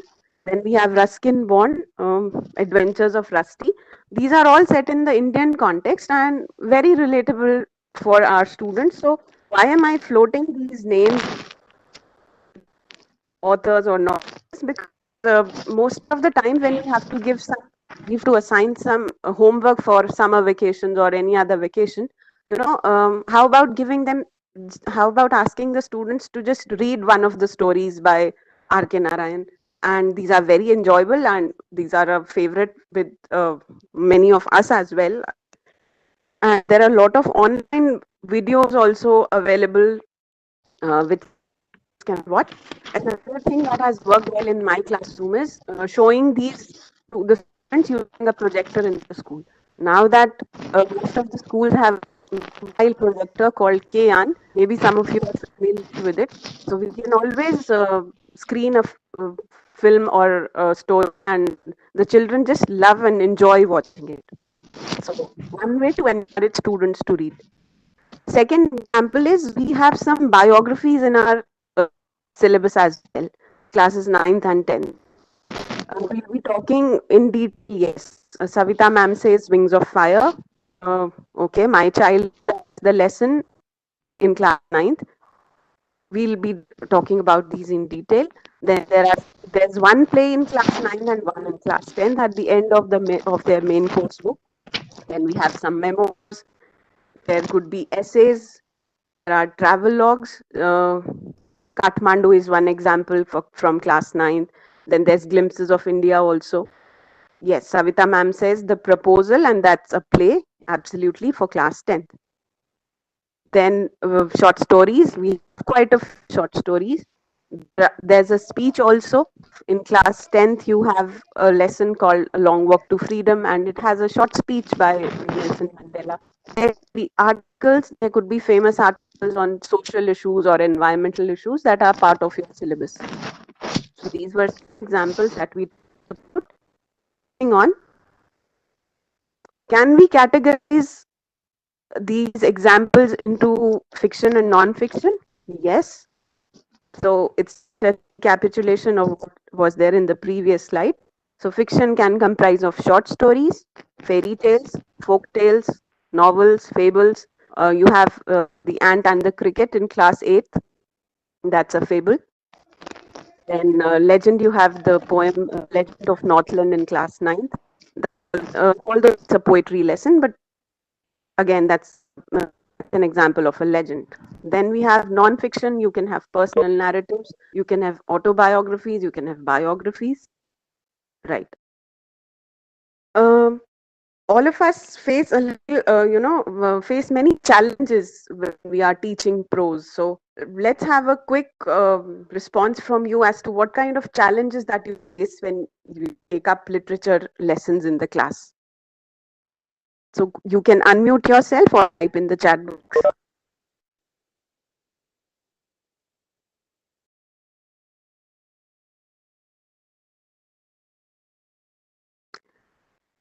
When it comes to teaching prose, what kind of challenges do we face with our students?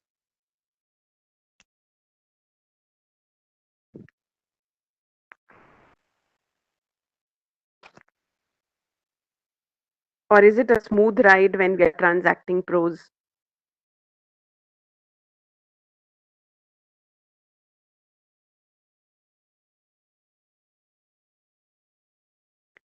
Shruti says the vocabulary is tough. There's lack of background knowledge. Yes. The language of the text, it's difficult for the students to understand. Absolutely true, Shruti ma'am. Contextual comprehension. Okay. Tanvi ma'am, can you elaborate a little more? You mentioned contextual comprehension. Can you just elaborate it, please? Yes, it is basically about what we are trying to explain to the students, but unless we relate it to their real lives, we are not able to explain them, and the students don't get that. For example, a simple chapter like Valli, Madam Rides the Bus. So we teach students that are of age 15 and 16, but the girl is 8 years old. So we have to connect them and make them understand how an 8-year-old sees the world and what simple wish the child has. So basically, the teachers, yeah. Okay, thank you, Tanvi ma'am. Well expressed that it's difficult for us to, help children make connections with their prior experiences, right? Anyone else, please? So we have vocabulary, we have the setting of the prose lesson as such, which makes it difficult for children to relate. So now, many ways through which we can engage children of different language proficiency, and we can make them participate in understanding the meaning. So at the basic level, it's about decoding the text, unfolding the story, identifying characters. Yes, but at another level, it's also about making meaning out of it. Just we just saw that in the previous slides, that interpreting different layers. So अगर बच्चों को हम एक basic understanding भी मिल जाए, if they just pick up a few words from that lesson, I think that again would be an achievement. They somehow get the summary, they somehow understand, and they'll express it well also, ki this such and such thing happened, or this was the storyline. And it's not necessary that they need to understand each and every word. So how about just conveying the main idea, or the students just getting what the a sense of the story or the prose pieces? So there are now I am sharing some ideas, how, how as to how we can make the students engage with the lesson, and these have worked well in my classrooms. My learners are from Sarvodaya schools. They are not from the elite SOEs or the RPVVs, and they've shown interest in these activities. So I'll be sharing them one by one. So we always have the pre, while, and the post stages in any language activity. So when it comes to the pre stage of a prose lesson, in class 9th and 10th, you would notice that you have a section called Before You Read, which tries and conveys what's going to come up. So in case you find that, I request all of you to spend some time doing it, and still if that doesn't help, we need to find out certain ways as to how do I simplify it, or as Tanvi ma'am said, how do I contextualize it. So we are free to innovate and experiment about pre-teaching, pre-stage activities. So again, maybe I can show a picture, maybe I can show a short video. So if, for instance, if it's a chapter, Reach for the Top, it talks about Santosh Yadav and Maria Sharapova. So mountaineering as such has not been a very popular sport, and Santosh Yadav is one of the few females from India who has achieved, who has this to her credit. So how about showing her picture? How about showing Maria Sharapova's picture? How about bringing such third visuals of Nelson Mandela or Bismillah Khan to your classroom? We can even show them during the online classes that we are taking. So just to help them connect and help them understand that what is it or who is it they are going to read about. So a lot can be done in the while reading stage also. There are, during the lesson, you have oral comprehension check where students give answers. How about asking students to frame questions and ask each other? Very simple question. What happened to Valli during her bus journey? Any, you can pick up any passage and ask students to frame a WH question and ask their partner. So why should students be answering always? Why not asking questions? And if that happens, um, you you can yourself realize how easy it becomes for us to convey or transact the syllabus. And reading activities, there are plenty of them given once once the chapter ends. Lot of comprehension check questions and lot of LSRW activities, grammar activities. All that is there in the textbook. Also, we need to do a little planning before we start any prose lesson. We have a note for the teachers in your NCRT books. In some books you have, unit wise notes, and for some you have a collective note about as what kind of lessons you have in the coming book. Do spend time reading those. They convey the central idea. For instance, the lesson Tsunami in class 8, it's a very long lesson divided in 3 parts. Now it's not just about the loss that people suffered, or it's about the geography. It's also about stories of courage. It's about stories of resilience. So how about convey that also to children? It's talking about disaster management, it's talking about geography, it's talking about people who've suffered the loss and the trauma they went through. So in themes को ऐसे हर lesson में कुछ ना कुछ themes हैं. Once we identify that, it's uh, easy to help students understand it. Lot of online videos are available. My childhood, the entire lesson.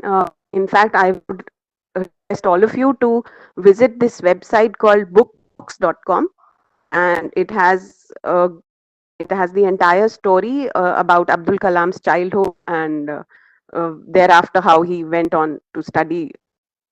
So a lot of pieces from his life are available, and this particular website uses a reading technique called subtitle reading. So the subtitles are given, and while there's a voice, with the voice over, you have the subtitle, so students can easily follow what each character is saying or speaking.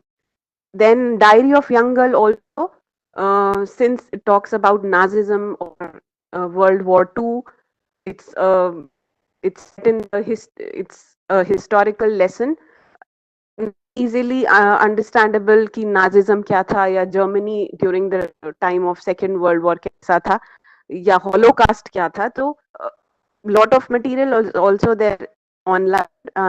Do visit that, and there's a particular website which takes you on a virtual tour of where the Frank family hid, so it's easy for students to understand it. It's difficult to visualize when you if you just read the text, but with the help of these videos you can easily communicate the ideas. Next is definitely Priyanka, teaching. Priyanka, yeah, Amita, yeah. If you could just read the website you mentioned and of it. The first one is bookbox.com, and the second one, it's a museum in Netherlands, and I'll come back to you with the exact website tomorrow. It takes you on a virtual tour of the attic where the Frank family hid, and it's a very beautiful video, which takes you. It's a 3D representation of that building. So I'll get back to you with the website tomorrow. It's a museum, and they've created that link. For my childhood, I've told you it's bookbox.com. Bookbox.com. Can I? Okay. Yeah. Maybe you can type it in the chat box, Amita. I'll do that. So, vocabulary is something that we all have been doing when taking up a prose lesson. We ask students to underline difficult words, find their meanings. Maybe you can try match the following. Another teaching idea to practice vocabulary for a particular lesson is that you make two categories of cards. Simple A4 size sheets can be cut out, and you can write the word on one set of card and the meaning on the other set of card. You can distribute it randomly to the class. So some students might get the word, another set of students might get the meaning. So anyone can stand up and read the what's written on the card. If it's the word, the person with the matching meaning, or he or she who thinks I have the meaning of this word, can stand up, and the two of them can pair together. So that's something which is very easy, and not much preparation is required on the part of the teacher. The students can themselves make the cards, and you can do this activity in the class. To revise it, vocabulary related to a particular chapter. So we can always teach structures.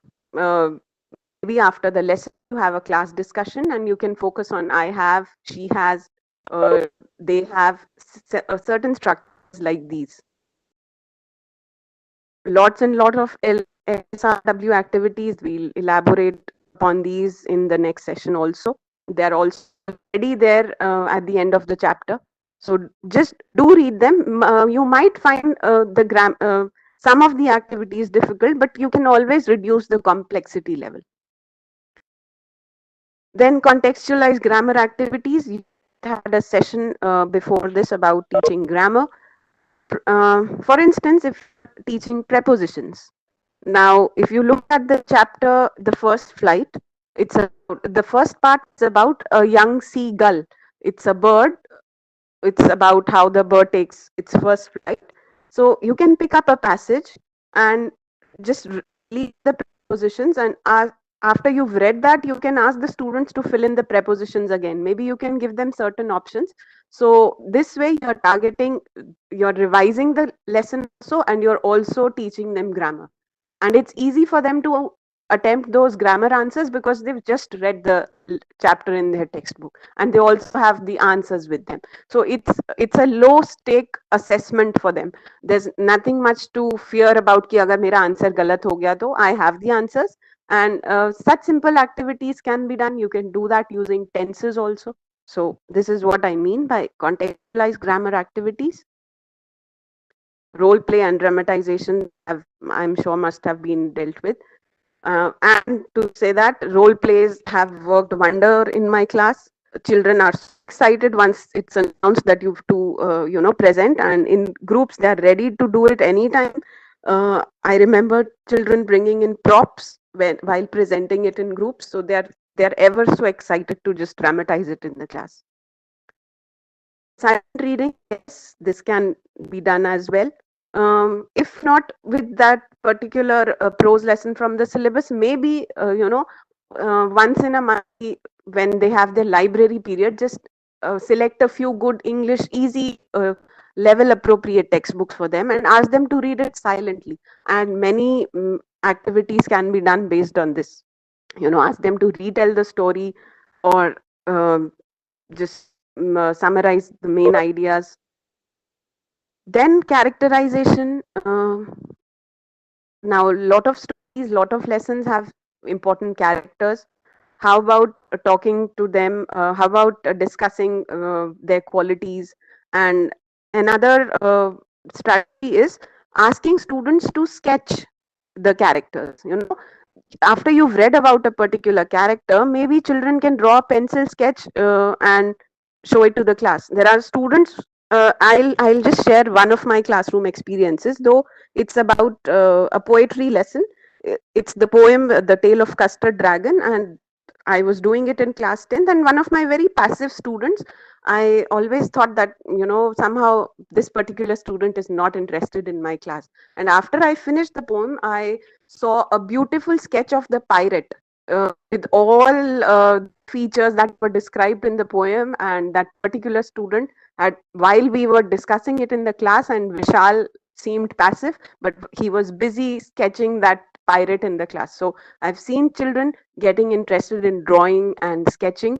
So maybe you can ask them to draw how would Ali look, or how would Wanda look from 100 Dresses. So children love drawing, so that's one way to connect them with the prose lesson. Another tip for enhancing prose is using graphic organizers. Now, yes, as you rightly said, the prose lessons are a little difficult for our children. How do I simplify it? I'll show you an example. Does anyone know, or has anyone ever used graphic organizers in English language class?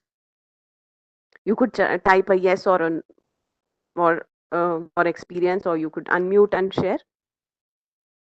Has any one of you used graphic organizers? Right. So I'll just share a sample with you. Um, this is called a graphic organizer. There are plenty and plenty of such templates on Pinterest, on Google. So you can use this, and these are very useful in summarizing what what the chapter talks about. So if you see, I can read informational text. Below it is the title. You ask the students to write down the title of that chapter, and maybe the author, or the novelist, or the playwright. Then any three facts in the column on the left, in the box on the left, you have any three facts from that lesson. Below it, the most interesting thing I learned, anything in their own words that they found interesting in that particular chapter. In the middle, you have illustration. Maybe students can draw a picture related to it. There are some visual learners also, and maybe they understand better, or retrieve things better when it by drawing or sketching. They can give a caption there. What do they think about this topic? What is the lesson about? And any key ideas in the in the box on the right hand side, you have any major idea of lesson. Now, this can be used with prose lessons also. And uh, now that the students have the material with them and we are in the exam preparation mode, it will be good if we can make use of that support material where very crisp summaries of each and every chapter is given. And even if the student doesn't have the textbook, or doesn't have the time to read the entire lesson, or doesn't understand, in that case, that's the best place. That's a ready reference for students. Using that, they can fill in this information. So maybe at the end of the notebook, can draw or create a template like this, and we can use it. And the last strategy is graffiti. Would anyone like to talk about it? Have you come across this word before? I'll give a clue. It's also again to do with sketching or drawing. Okay, so it's about representing through art. You might have seen in public places there are walls where people just draw or artists just paint and they convey an idea. So a similar thing can be done in our classrooms for the prose lessons. Maybe you of course you cannot use a wall, but you can put up a chart paper and for example I did it with the 100 dresses, the second part of the lesson, where Wanda's father writes a letter to the class teacher telling them that he has left that city because people teased her daughter, the children in the class teased her. So the class teacher reads it out to her class and is disappointed that the students have behaved.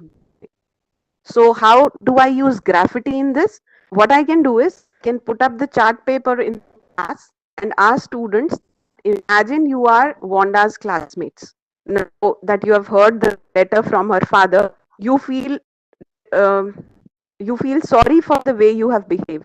So write down a message in one sentence or in one or two sentences you would like to convey to Wanda. So children actually wrote down and मुझे बच्चों ने ये भी कहा कि ma'am एक और chart paper लगा लें because they scribbled it and had fun writing their messages to Wanda. Maybe I just gave them some examples that you could apologize, you could ask, could congratulate Wanda that she won that drawing competition.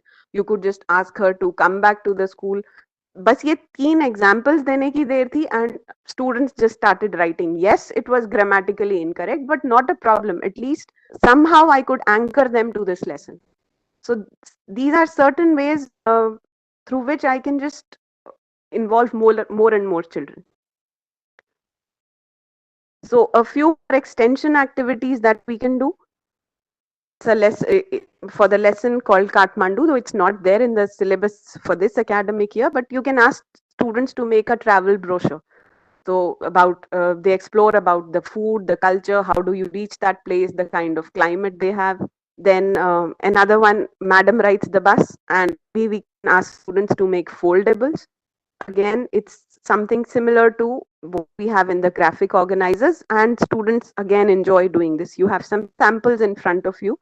So for instance, if you can see my cursor here at the bottom left corner, you have the story's plot, the action, the climax, and just above it again in a different way, um, the major events of the stories can be highlighted. So this is one way foldables have worked well in the classroom. Predictions, asking students to write down a horoscope or a weekly horoscope or an annual horoscope for a particular character in the prose lesson. For example, if it's the play proposal, just imagine what would happen with Chubukov's daughter and Ivan 5 years after they've married, or what would be the weekly horoscope for Madame Loisel after she lost the necklace. So for this is also one activity that I have tried out. Another is creating a reflective journal. We have the lesson Bholi in class 10th. It's about failures. It's about the fears she had and how she overcomes them. So asking students to uh, relate to her what Bholi went through, and on the other side, your fears. How did you overcome? Did you take in someone's help? Children are good at creating such diaries or small creative colorful notebooks for themselves, so they do take interest. Another one is the flip book. I'll show you a sample also. So a 3 or 4 page uh, project by them, drawing a cover page for that particular story, summarizing it, or drawing a flow chart depicting what all happened and talking about various story elements. So we'll just have a look at this here. So this is one of the flip book projects.